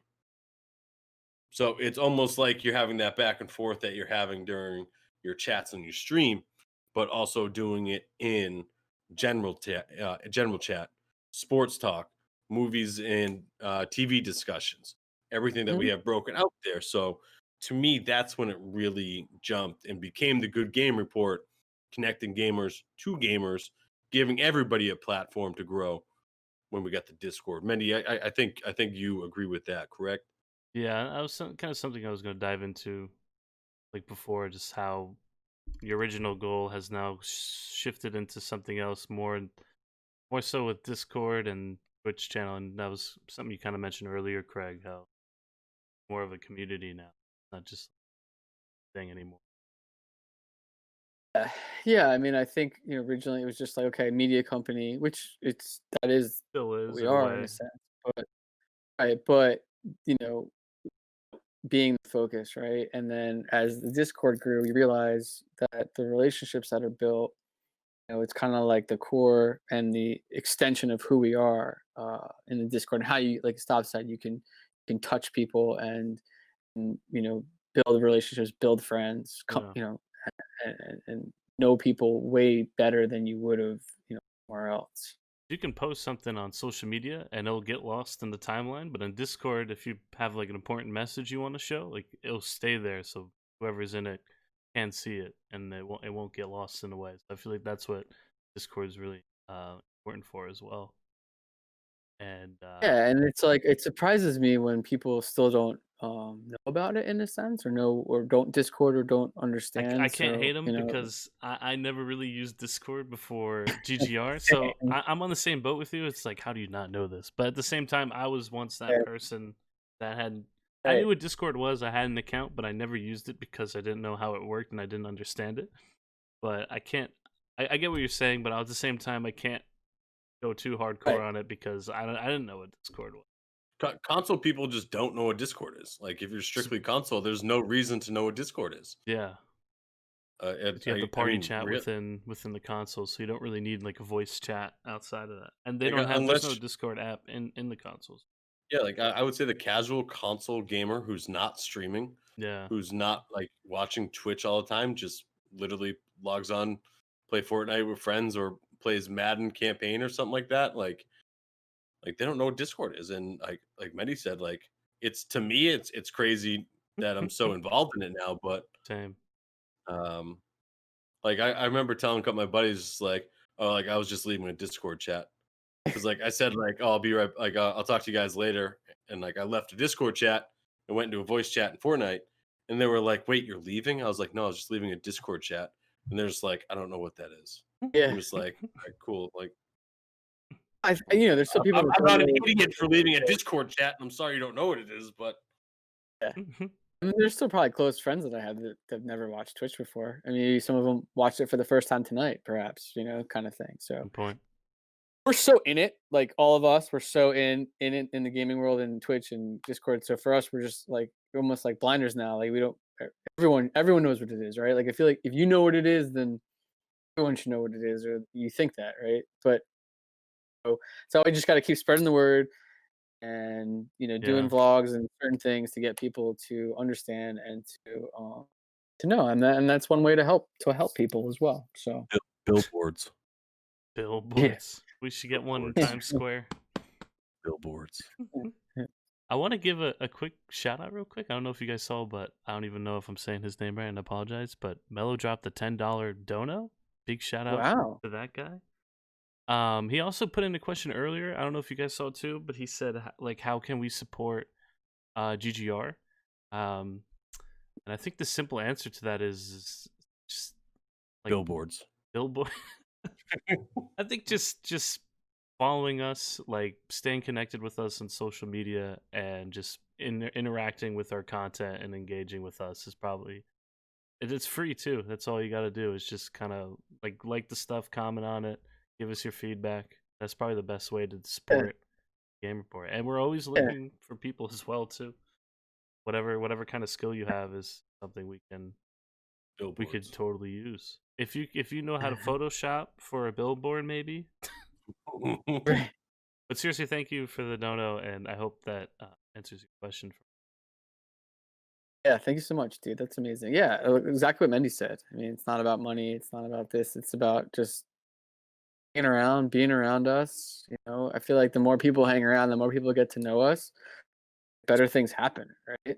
Yeah. So, like for example, just because it's fresh in my mind, but Light, Ultralight, it's got like 18 million light names. But our buddy from Australia, he's been around pretty much from the beginning of Discord almost, and just recently, like literally Friday night, we were just talking. He's been like pumping Mixer people into the Discord. Yeah. I'm like, dude, do you want to just like, put a Discord link in your Mixer channel? I'll give you a logo, kind of thing.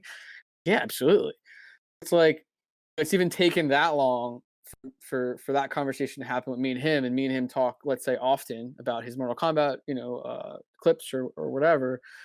So it's just kind of like the more people are around and the more we talk to them, the more we get to know them, and the more that the Good Game Report grows, like there's room for everyone, in my opinion, to it goes two ways, right? Like, I'm just gonna call you out on this, Mendy. Not call you out, but up your name. But like Mendy was doing a lot of stuff for the Game Report, and that's partially my fault of like dumping things on, like thinking, not understanding how long things take or whatever, and dumping things on poor Mendy. Between raid night, the top 10, the podcast, this or that, editing.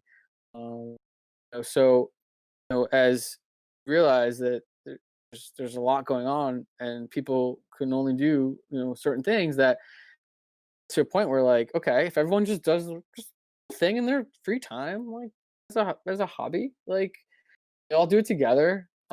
Next thing you know, like there's content on like multiple platforms.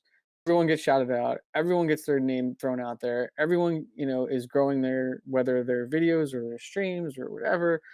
And to me, it's just kind of like everybody wins, and everyone, well, the day that we can pay everybody, hell yeah. I mean, that's the goal, right? Well, you already gave me a contract, Craig. Don't tell anybody. It's a 12-pack of seltzers every weekend. But let's continue going down this path real quick and kind of have some fun with this. Craig, I want to get your side of this for both of us. We'll start with Mendy, of course. How did you connect with us, starting with Mendy, from your perspective? So, I mean, it's very clear to me. So we wanted to. We were doing job posts on jobs.com. We wanted to do something different. we had this guy at the time. We called him Dan 2.0, and he was an amazing video editor. Oh, I And forgot about. Stav and I worked together, and we said, let's make a video of basically a job post, but Stav doing it. And this kid Dan 2.0 would do some fire things, like little things. There's a puppy, I think, and Jesus things. There's a lot going on there. And then we had a Star Wars at the end that came down that said, "Sorry, we can't pay you." Blah blah blah blah blah. We did that, and we paid. I think we did a promotion on Instagram, and Mendy was one of. We got a lot of hits on it. A lot of kids reached out. People were, how do I join? What do I do? Blah blah blah. Mendy was one of them, and for Mendez, and this weird Instagram picture with a American flag in the background or something. And yeah, he's from Jersey, and I think that was kind of one of the things that, like, whatever. And I think we had a call, we talked, Mm-hmm. and he was cool. And I don't know after that, Mend, but I know that, like, we talked. I thought you were cool, and then I don't know how quickly I was like, "All right, dude, you want to be in? You're in," that kind of thing. Yeah. Do you want to tell Craig that about who you thought you were talking to? I think I told Craig this. I'm not sure. So I didn't realize, not to be mean to Stav or anything. I thought Stav was like the brains of the operation. I thought Stav was like the head honcho of it all. So when I saw the Instagram post on my feed, I said to myself, "This guy's really cool. These edits are really silly.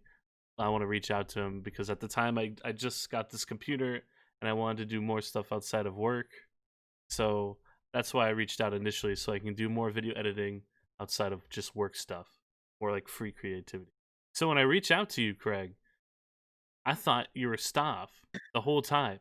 I think even up to the phone call that we had on Discord, because I think Cap was there, and maybe like one or two other peeps. I don't really remember. Yeah. I still thought I was talking to Stav the whole time because. Oh my god. I didn't really, the voice did sound different, but I was like, oh, maybe that's just, the Discord call or something like that. But it took me a while to realize that there's a Craig, there's you, Craig, and then there's a Stav. Then that's yeah. I was a little bit disappointed that I didn't initially talk to Stav, and then later I realized he was like the streamer. This is how our relationship started, and I didn't even know that. So you were bitter toward me in the beginning.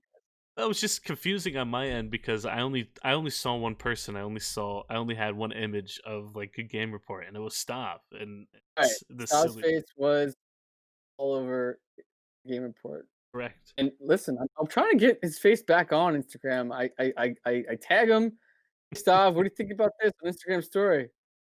I get nothing. I get Miles's face. I'm waiting. Miles has a better face than me. I don't have a mustache. I don't want to go public. This happened. So the only time I knew this happened was, I think this happened with Sunfire. I reached out to. So it was one late night. I was up. I don't know why. It was Friday night. I was through Instagram, and I stumbled across Sunfire. Put her on the big screen. She was wailing. Reached out to her. Blah blah blah. Long story short, I just thought I was Stav the whole up until the podcast. I still thought I was Stav. I don't know. Maybe to this day, she probably still thinks. I think she told us that on the podcast, or like in one of like the pre-podcast meetings. It was interesting that I remember her saying that you reached out to her, and she said like normally she wouldn't like kind of follow up with that sort of thing, but she just kind of went for it, and then like happy that she did. Yeah. Which is kind of a weird position that you're at too, because you have to reach out to people, and you don't want to sound like you're promoting something. It's like something larger than that, but that's like something you kind of have to face when it comes to reaching out with people. But at the same time, it's brought together so many people and so many cool people, so in a way it's like worth the risk. Is that why so many people hate me, Craig? Because they think I'm you reaching out to them? I don't know what to tell you there, dude. Damn it. It's a good point, man. I mean, I think the formula has worked, right? Let's call it that, I guess. Like Peter's like I never usually would answer someone like Yeah, that. yeah. So listen, you're just reaching out. You're going for it, Because right? I what's the worst mean, thing that can happen out of it? right. And look at the relationships that like when you I think a lot of talk behind the scenes for people that don't know about like the raids and the raid night, people still whatever. And I see it, and the example I'm going to give you is like there's key people both in our Discord and from a business perspective that we've met via raids, right? So like, Mm, like coffee break, Fred's wife, there are amazing people that we've met that are amazing parts of our community because of raids. mm, Never in our first raid was AGL Redmond, correct. and you guys picked him, and you guys said, "Hey, reach out to Craig if you want to talk." Whatever. He reached out to me. Yeah. Next thing you know, talking to Ryan from the Alliance Gaming League, and now we have, a off silent, whatever you want to call it, partnership with them. They're Yeah. like, our buds, they're our friends, and we're doing tournaments with them and whatnot, and all because of a raid. Mm, So it's that type of stuff. Whether it's me reaching out, whether it's you guys finding someone to raid back then, or us continuing to do that, and just networking like you would in business or on LinkedIn. It's this, in my opinion, in my eyes, it's the same thing. And I think the young kids don't realize that they need to do that and how important it is. Um, and that's what we're doing, and we're gonna keep doing it. And if we swing and we miss, sometimes we swing and we miss. But with the people that we met and the branches we're growing out to and whatnot. boom. That was beautiful. That was beautiful. Craig, how did you meet me? Billboards, your face on a billboard. It Um, was just a billboard. so we'll go back. We'll go back Oh, history back here. So my wife is cousins with Cap did baseball with Stav college. So everything in the beginning was very very friends and family kind of thing. So we stayed close to someone we knew or a friend of a friend or whatever it was. So Cap kept sending me, his buddy Stav, um, baseball with him in college. He's streaming. He's got a good personality, and yeah. So I think I just hit you up and didn't really have an exact thing of what I knew you were streaming, and I think, oh hey, you wanted to stream, and I felt awkward inviting you to Slack. Like it almost would be like a burden on you. Like, oh, like it would be too much. Like extra step or something. So then I was like, you know what? Fuck it. Let me just invite him to Slack and maybe make him more of a part of what's going on. And you were like, yeah, cool, whatever. I don't care. And almost 2 years later, or 2 years later, yeah, 2 years. I don't know where we are, but yeah, we are. So I mean, I was just sending you Instagram clips at the start. yeah, That's all it was. Like I would hit like a headshot like once a month. right. Like I would get like one, I would Once get a like one month. kill in Fortnite, and once a month I'd be like, "Yo, this was so sick. Look how dirty this was." It was like a pistol shot that like I hit for like 10 and the person had 8 health. Be like, "Yo, chat, clip that." Like you and Gonzo, who came in like right around the same time. Like you were our first streamer. Like you guys were our first 2 streamers, and that was not something that when the Good Game Report started, we thought about. We weren't thinking about streaming or stream team or anything like that. So it was just kind of like another branch that we just decided. And just going back to, I don't know what we were talking about before, but like things with the Good Game Report that I always want to be in a position to like it, right, to be nimble. Like right now we're media, social media, Discord, growing the community, hoping to grow everyone's streams who streams for us and all the community members. We're not closing any doors, right? So wherever the industry goes, be in a position to be nimble enough to go there. And an example would be like Barstool, right? So Barstool has Barstool Game Time. And honestly, they've kind of been hacks the last couple years for the most part, right? They would just post other people's stuff, submit clips. They just post clips for the most part. And then recently, they've done more like a little more newsy, a little more informational type stuff, a little bit less of hacks. But they obviously have enough clout and enough. They have Barstool behind them. So, but they recently started an esports team. Not FaZe Clan. They're not going to compete at a tournament right now. But the point is, they're nimble enough to be like, why not? Right? We're a media company. We can start an esports team. It's that Schmitty guy and probably a couple other guys who aren't really that good at video games, and then like maybe one guy who really is good at video games. It's Barstool, and a kid who's 18 or 16 or 25 or whatever who is really good at video games might want to stream or play in a tournament for Barstool, right? So my point is like Game Report is going in a specific direction right now and trying to grow. But if all of a sudden someone joins our community who is freaking goated and is amazing, and who's to say we couldn't build a little team if we wanted, right? So it'd be cool if we had like Right he here. has his jersey and like a fat GGR logo on it for like one of the sponsors from it or something like that. That'd be dope. Ooh, you gotta bring that up. I'm an XL. Set up in Slack. I like that idea.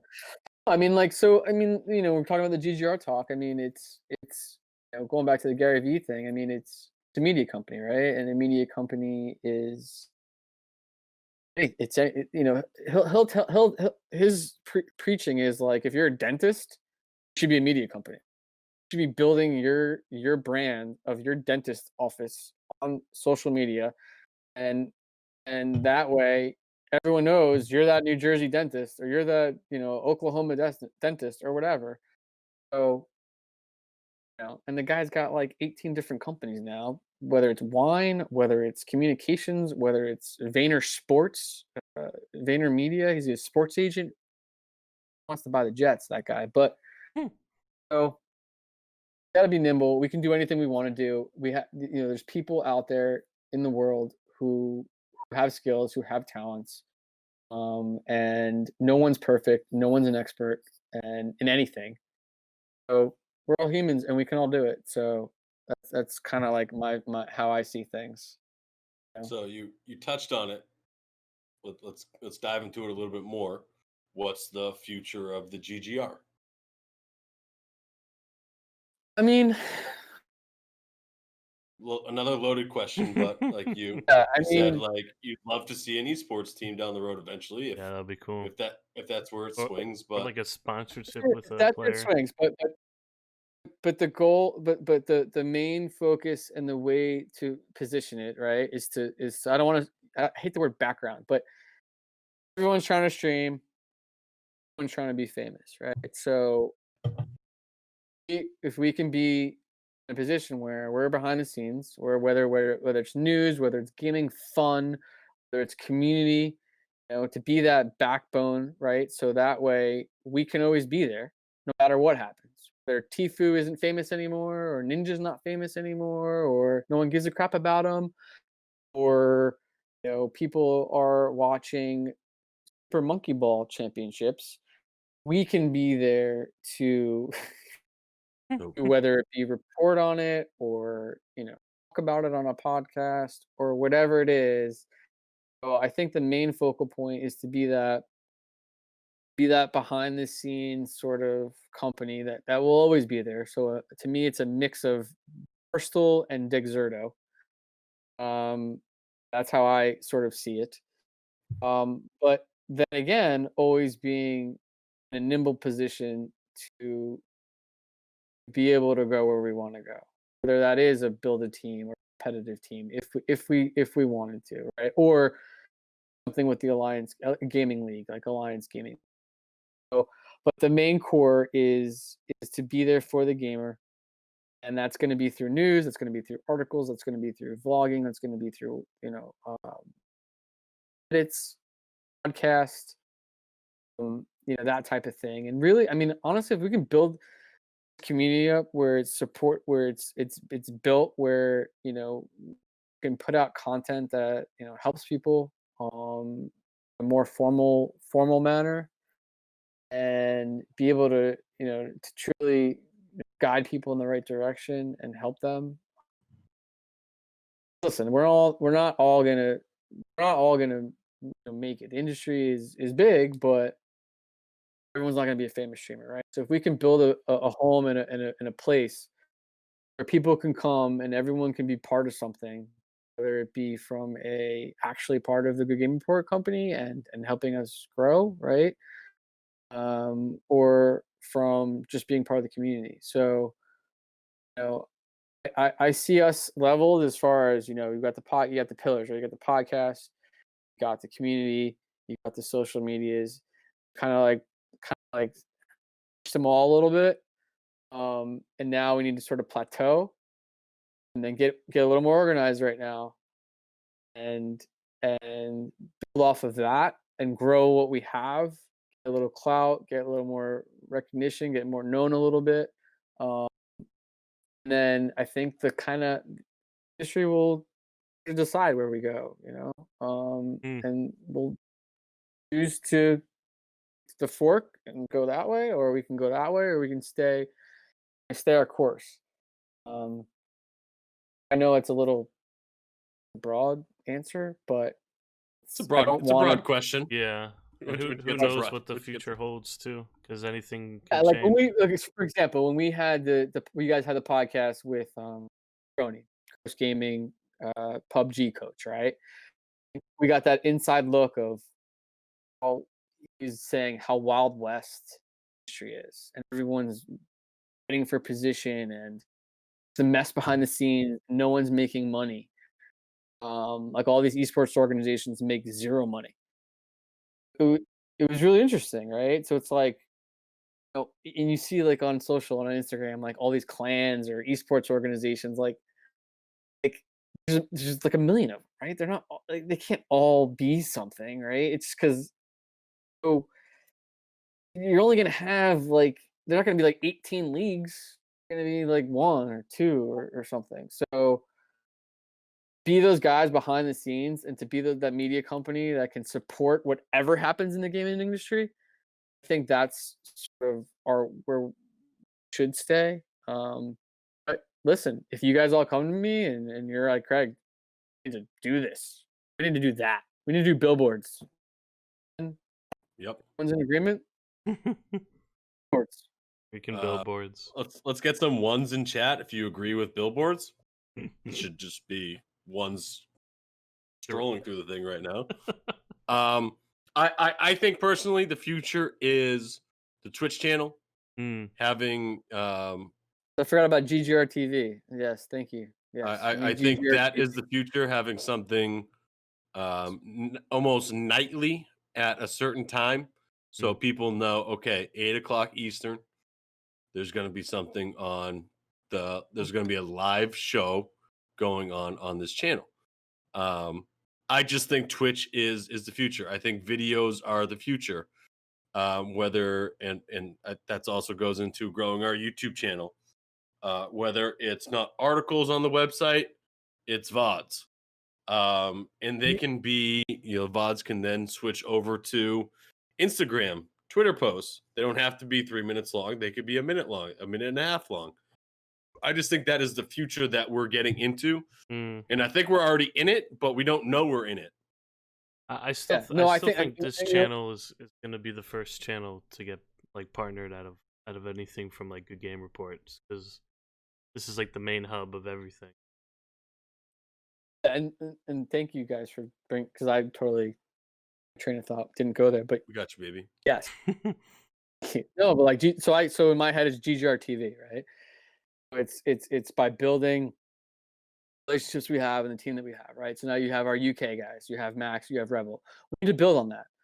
Get more guys out of the UK who kind of almost mimic what we do in the US, right? So, and then we're building relationships with people, let's say in Australia, like with Pale Light, Ultralight.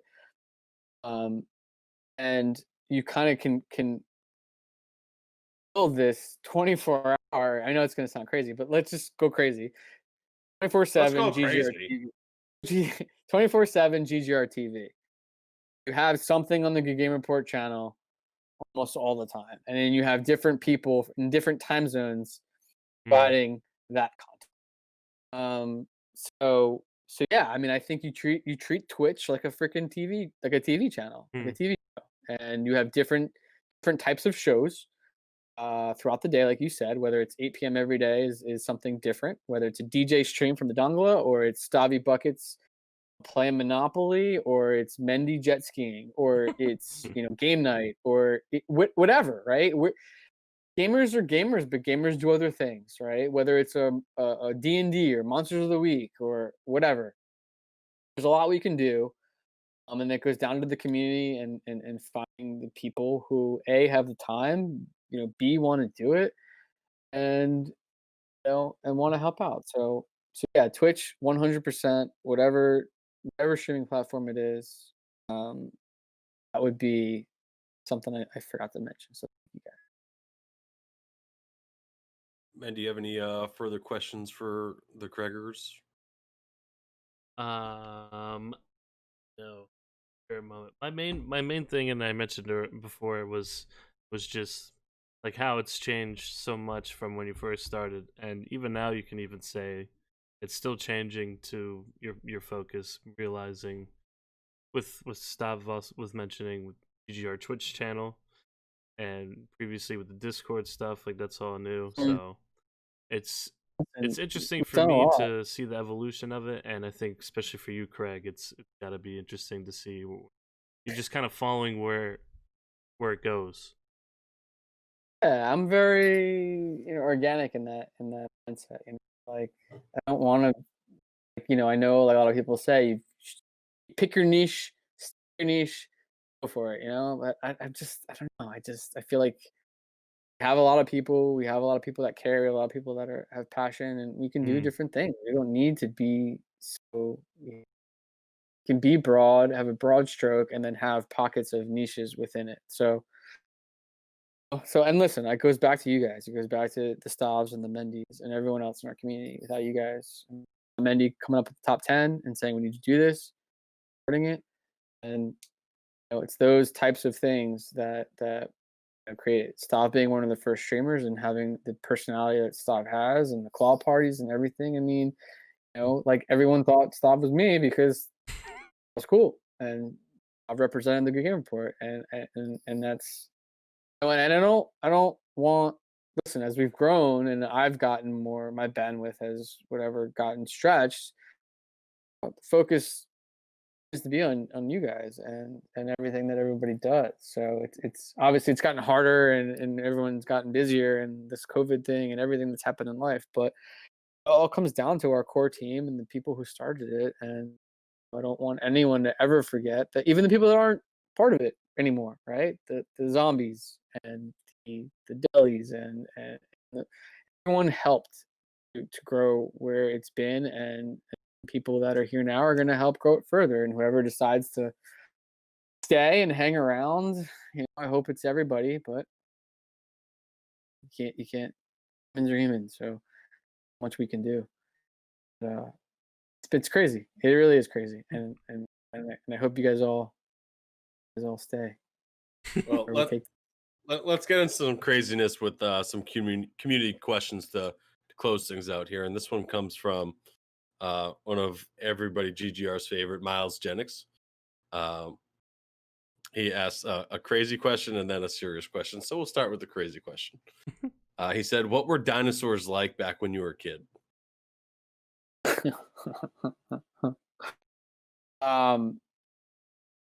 They're not as big as they make them look in Perfect. books Perfect. and movies. They're like dogs, actually. They're not that tough. Not that tough. Okay, we'll get. Dinosaurus is actually only like 6 foot tall. Yeah. All right. So the serious question was, what were prices of gas and milk when you were a kid? Yeah. So it's funny. First off, I don't know what the price of gas is right now, or like 3 weeks ago. It had to be really cheap. I think it Do was you like remember? 150 last week. It was the first time I put gas in my car since March. That's cheap. So I don't know what it was when I was a kid, but I do know that in I don't know when I was in college. So somewhere in the 2000 to 2001 range, the end of my college, there was whatever happened with oil went super low, and it was like in middle of Pennsylvania, it was like $1 a gallon gas. That was crazy. Wow. No idea about milk. No milk, man. That old. I remember when I was growing up, it was less than $1, and then it hit $1, and like my dad was like pissed. Livid. And then like I fast forward to like when I'm driving, and I'm like, $4. yeah, I was like, what the hell's going on here? But now it's super low. Yeah, I honest to God, I got gas for the first time since mid-March. I had just filled up. I've gone on the highway once since March. I've driven over 30 miles an hour once, and that was on the highway. Like I haven't just like moved. Like I walked to the liquor store to get my booze. I walked. Yeah. I gotta like, fill up the jet ski, man. I go to the gas station like every 2 or 3 days. I feel like. Miles, real question though. He did the dinosaur go. one. I did the gas and milk. What have been some of the biggest challenges along the GGR road? I mean, I think in any business, when you're managing beings and different personalities, I think that gets complex, right? You get people that don't want to work with certain people, or people rub each other the wrong way. So it comes down to managing people. And I think that because we brought a lot of people on to do different things, or trying to find the right people to help grow it, cycled through some people and whatnot. So I think always managing personalities is always one of the most difficult things. I'll say we've been very lucky with the people that we found, and the method that we've gotten them on our team. Talented people, like Mendy with his editing, and we found Dan 2.0 with his editing, and we're like Peter and everybody. There's like 20 people, but so we've been very lucky. So I think it's just it comes down to managing people has been the most difficult thing, because I think that we all know what we should do, and we all know what we can do, and we know we need to build YouTube. We know what we need to do to build the YouTube. We know we need to make Twitch shows. So it's all just getting the people to do it and getting people to work together. So yeah, that's in any business. So but obviously this is a different one, because everyone's doing it in their free time and out of their kindness of their heart to help see the GGR grow. That's what makes it a little more trickier, because you're not like bossing people around. If you were at work, hey, just do this because I'm paying you. It makes it a little trickier. But yeah, so that. I would even answer Miles from my end. We can get Mendy's after as well. I think the ideas that we all come up with are phenomenal. To me, the biggest challenge is the manpower behind it, Right. to be able to see it through. With doing VODs and everything, like a daily VOD about something, and you can put it on YouTube or Instagram. It's just we don't have the people currently at this time, because, like Craig said, people are doing it out of the kindness of their heart. So, for me to ask for someone to be like, "Yo, I need this. I'm going to do this video. I need this edited today so we can post by 5 o'clock." I'm not going to do that, because I mean, I'm kind of a jerk, but I'm not like I'm also a human too, and like I know like this guy's probably working, and is doing other stuff. Might have a softball game like I do that night. It's just what it is, and it's the restrictions that the GGR has right now.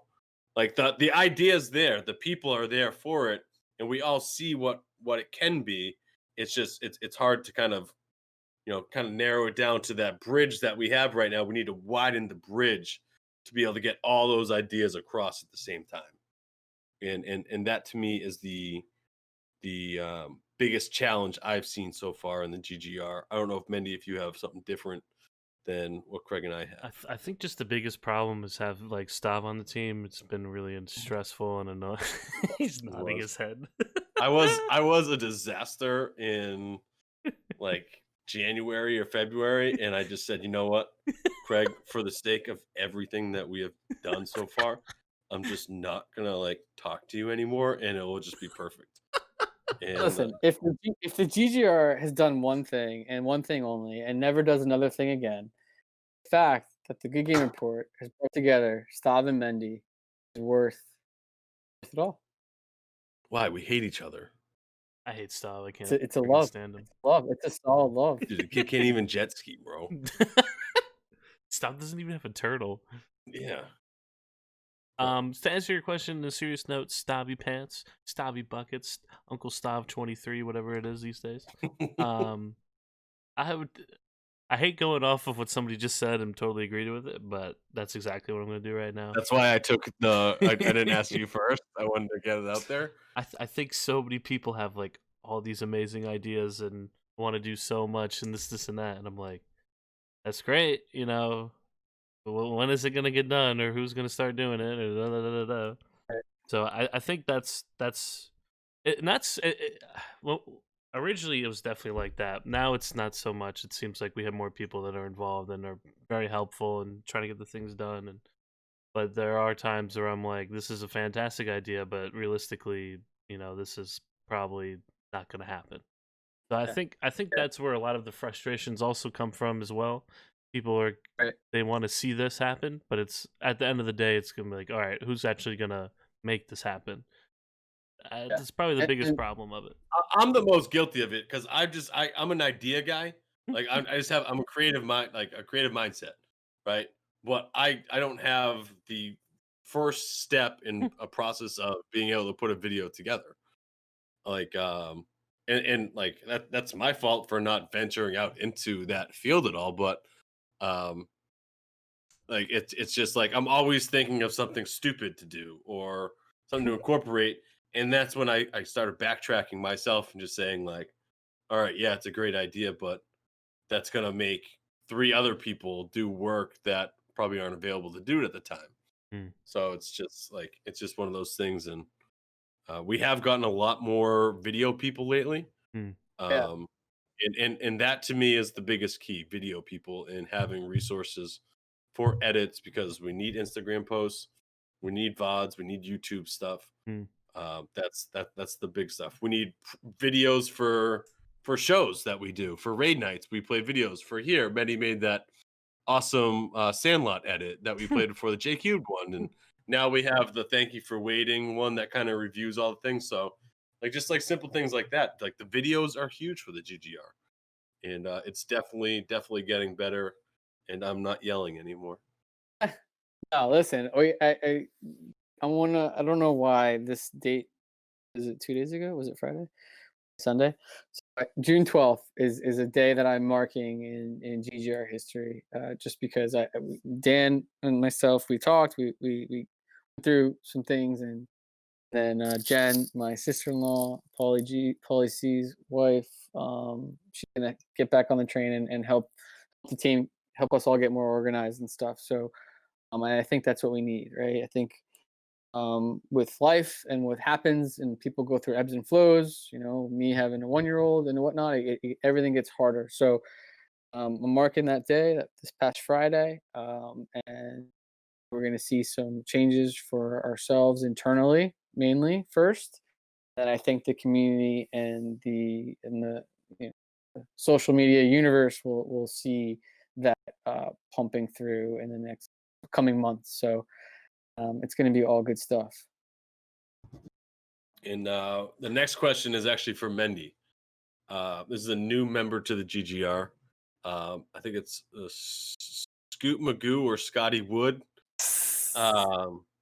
He would like to know. I reached out, Mendy, behind your back, and said, I want to get a good question for Mendy this week. Oh God! And he actually wants to ask. This could have been a million different questions. It could have been, where was his bachelor party this weekend that was supposed to be, but he didn't go with that. That's why I got my vacations day set up for it. Also, shout out to Scotty Wood for his virtual bachelor party this weekend. It seems like we almost do a virtual bachelor party for Scoot every night of the week, so it wasn't much of a difference. But Scoot would like to know, what steps did you have to take to set up the jet ski stream? Ah, well, thank you, Scooter, for asking that amazing question.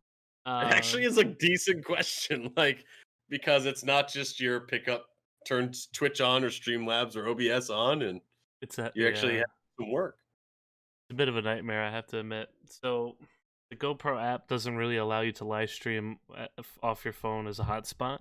It says it can, but you have to have a different SIM card or like a hotspot device for it to work. It works well on the Wi-Fi though, so maybe you'll see a crazy GoPro camera in one of my streams. I don't know, probably not. We'll see. So I use the third-party app, which is like the sketchiest thing in the possible world, and it pretty much connects to my Twitch account. And for whatever reason, it limits it to like 240 resolution, and that's why it's like a weird. I love doing it, and it seems like a lot of people like doing it, but it's hard for me to promote it just because it's not like my ideal stream at the current moment. So I use this third-party app called Live4. Please respond back to your emails. I'm trying to figure out why I can't stream higher than 240. I'm pretty much harassing the app developers at this point. You might be their only person streaming on it, so like either they've already bailed on it and they're just leaving it out there, Yeah, or I don't what? know. So I have a GoPro camera strapped onto my chest. That's why sometimes it sinks down on my chest, so you only see the handlebars. I try to keep it up and not zip up, like tighten the life jacket. And then I have my phone on my little center console, and that's where I can read chat. So, but the chat is weird itself because I can't see emojis, and I can't see people subbing to my channel. So if you sub to my channel during a jet ski stream, I apologize because I can't see it in the chat that it has because it's a shady third-party app. People redeem their like nices in there, and like I don't see it. you I don't can't see the see channel them. points. I don't see the channel points either. So it's very limited. It's very restricted. I still do it because I think it's hilarious and it's fun. And it seems like you guys like it. So anybody that's listening to this and has seen the jet ski stream, like, thank you so much for stopping by. Because that is the ultimate goal, is to do like jet ski stuff, fishing stuff, and then like gaming stuff as well. And obviously stuff for the Good Game Report. So Mendy, it's quite a process. I tune in for two things and two things only. I tune in for the random years that we get, and I tune into the one day that you fall off your jet ski. It won't. I don't want to say it won't happen, but It's gonna happen, and I need to be there for it. So there's a lot of stuff strapped onto me that's like kind of valuable because you probably notice it. But I use my Apple Watch to change the music. yeah, And then that's part of the reason why I just can't wait to see you and go in. I have a what's it called? A speaker hooked onto it as well, so I can listen to music. When I have all that stuff on me, I don't do crazy stuff. I know the donuts may look a little crazy, but like I can go a lot more wild than what I do on stream, and I'm just not gonna risk the fact of me falling off with like probably over $1,000 worth of gear on me. Mendy, that is all into why I can't wait to see you go in, man. With that being said, I probably just jinxed myself. That's why I had to bring it up just for that. I had to do it. I had to. Thank do you, it. Brittany. The years are so great. But The good years question, Scooter. Thank you. Should definitely keep doing the jet ski stuff, fishing stuff, and Yeah. anything. And like, I would love more of that stuff for like IG stories and stuff. So I yeah, want anyone, to do it for softball. I yeah, will I think that's great. I think that'd be really cool. for anybody that People is need to see that. interested. Sorry, keep People going. like, I'm saying, like, the whole, we go back to Discord and meet people, you know more, you learn more about them. That's what you guys are doing, right? It's softball, it's skiing, it's fishing. They're getting to know you, and that's how you're gonna grow as a whatever you want to grow as, right? So doing it, get it out in the public, put it on social media, whether it's stories, True. and if the quality sucks, put it on IG story. Then if the quality sucks, they don't, then that's fine. I'll put on the Good Game Report IG story. I want to put more of your guys' faces. Well, not Stops because everyone thinks he's me, but the rest of the team, put your faces on Good Game Report's IG story. I don't want to be the only face, or Megs now and Stav are like the three main only faces on Game Report's IG story for the most part. So that stuff out there into the community. Somebody. I just need to get a T. Story for doing something cool. T? then like a tee, and then I just take 50 swings off a tee and just have chat going, and just go to an open field, and then just you hit, and then walk around, collect the balls, and just talk to chat. Like, But for anybody that wants to do an outdoor stream, I highly recommend using your phone on the Streamlabs app. It works out flawlessly. The only reason why I don't use it for the jet ski stream is because I don't have anything to mount it on my body, and I don't trust like it being mounted on the jet ski because that's just gonna fall right off. But anybody that wants to do any outdoor stuff, I highly recommend the Streamlabs app because that has all of your alerts on it, and you can see chat and everything. It's really well done, and you can stream at 720, which already beats the app that I use. So anybody interested in outdoor stuff, Streamlabs app. is that just for Apple or is that Android as well? I'm assuming they have it for both, but I'm not sure to be honest. Okay, I'll check that because that's what I would probably use. Because the Twitch one, the Twitch Go Live, stinks. Do seriously it's like look into the Max Streamlabs Standard. app. All you gotta do is connect your Twitch account. You can change up some stuff like where you want to put the chat alerts. It's beautiful. Cool about that. Yeah, and I agree, Jay Gutsoll. You are pretty cute. I'd love to see those locks just flowing without your Yankee hat on, obviously, Jay. Let me know when I can bring up a boomer or poll question. No, we're done. We're calling it a night. Wait, You missed your time. Go ahead. You have a boomer question. Let's go. I know whoever's still in chat and hanging out. So we need to make a decision based on what I'm going to tell you. Stav's always been on that cusp, right? Or is he a boomer? Is he not a boomer? I'm turning 32 in 9 days, so I feel like this is a big turning point. I was saying you're right. You're there. So I got to see behind the scenes of Mendy and Stav and how they do the podcast, right? So leading up to today. So I've always known Stav is not a Google Sheets guy. Okay, fine. He's not a Google Sheets guy. That's okay. I can deal with that. God forbid. And I can't deal with it, but whatever. This guy sends the outline of the GGR podcast on. You remember MS Paint? I mean, he's almost there. This is MS Notepad. Notepad. He does this thing on MS Notepad. He doesn't send it to you. He sends a screenshot of Notepad.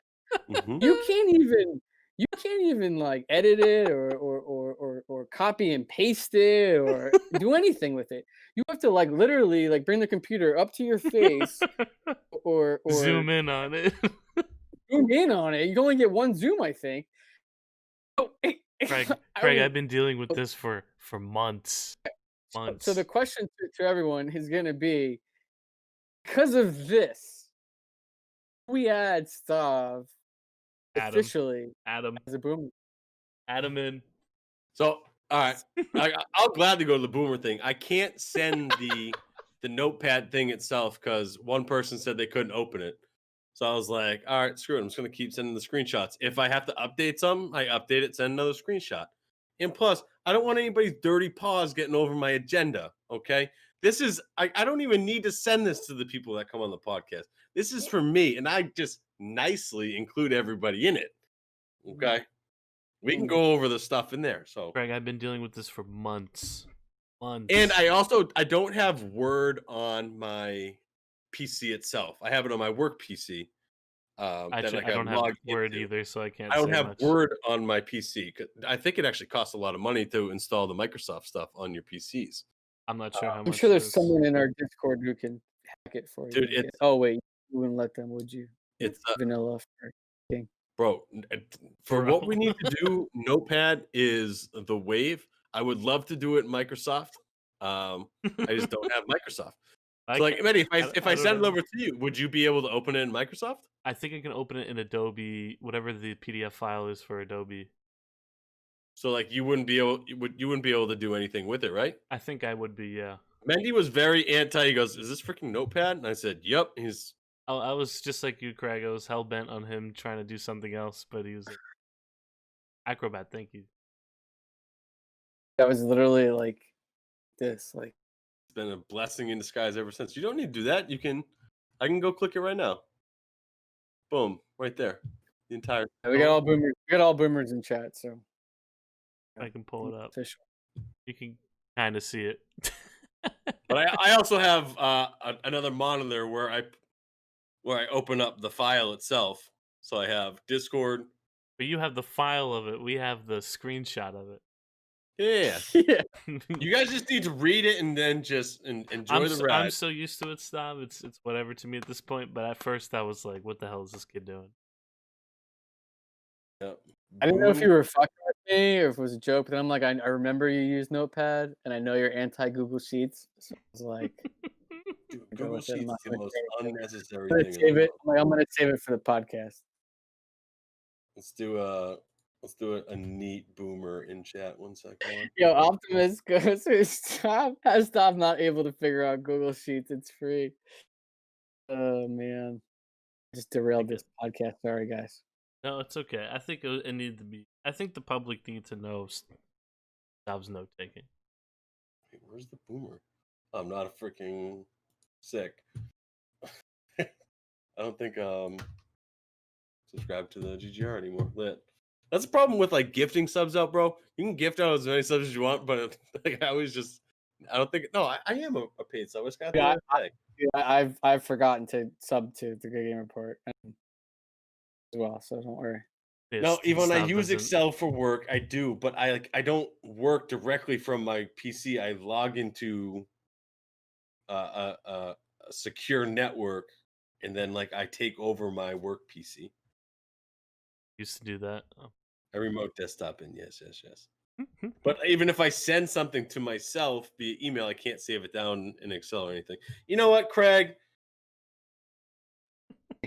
I'll officially become a boomer in 9 days if everybody's about it. I'm way in. We got him. Boomer countdown. We're starting a boomer countdown for Stav. I'm down. That's pretty good. What day of the week is your birthday on? I'm down to drop the boomer on people.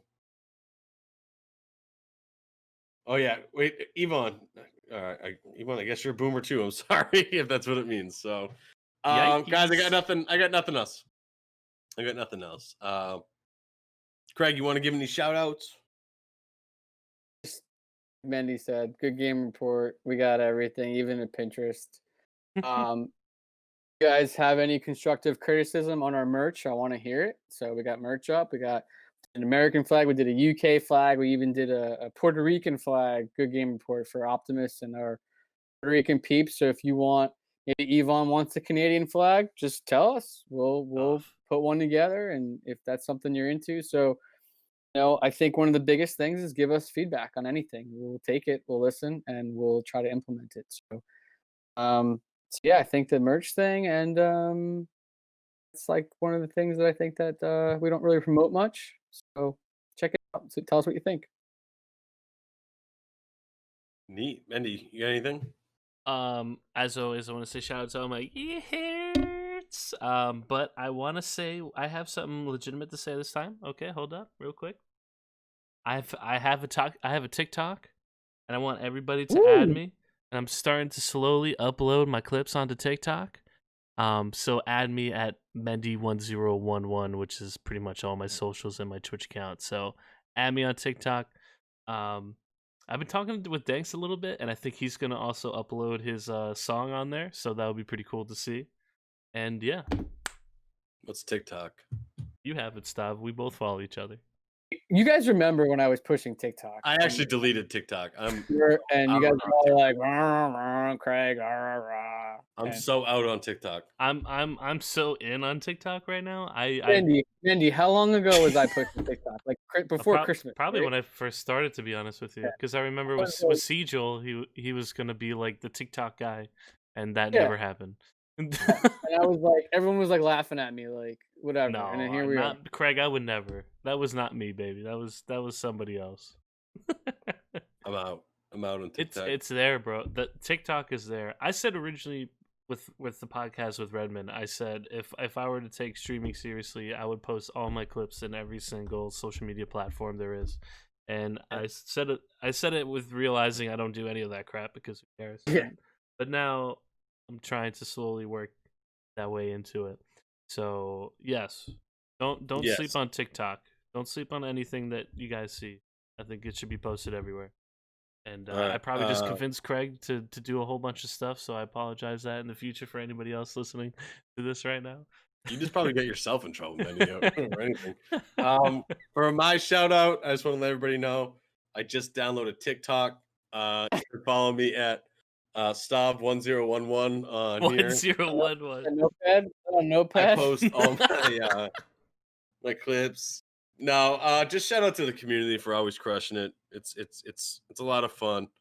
Coming on here and just kind of goofing around, but also spitting out some useful information. Like tonight, we were talking about the DMCA stuff. Like, I thought that was pretty cool to actually bring informative stuff rather than me talking about putting builds in any game out there. So, appreciate all the love in the Discord. Between everybody, it's just so cool. Big shout out to Coffee Break. I've fallen in love with Coffee Break over the past like 2 weeks. So God bless him. big shout out to Coffee Break when it comes to that. He just has such a soothing voice whenever you go to his stream, and he's just like always just spitting knowledge to people, and it's just like it's so informative just going to his streams. It's just really cool. So big shout out to everybody, and big shout out to Coffee Break. You love to see it, and the Boomer Countdown. If we start it lit, maybe we can put something together this weekend and blow out some candles or something for the non-boomering. I like it. Out to all the Good Game Report community, the fam. We love you. Thank you all for being a part of this, and to all you guys, Stavs, the Mendys, everyone behind the scenes, streamers, you know who you are, in Slack. Thank you from the bottom of my heart. Appreciate you. Craig, thank you so much for coming on. Greatly appreciate it. Thanks, guys. Next time, please wear just a short sleeve shirt or something. Because I was gonna put my WWF sweatshirt on, but I've never seen a live walking human skeleton in my life until these 2 times you've been on the Twitch channel. So Yes, thank you, Craig, for finally hopping on. We got to do another one. It'll be cool to get like an anniversary one going, but we'll do it up again. Mendy, thank you for the 1s and 2s. Everybody in chat listening, thank you so much for kicking it all night. Hopefully you had some fun. We definitely had some fun, so I hope y'all had some fun as well. That's going to be it for this week's podcast / show. Thanks to everybody for coming out. Keep gaming, keep crushing. Thank you for downloading. Have a good game. Bye. Stavy Buckets out. Yeah.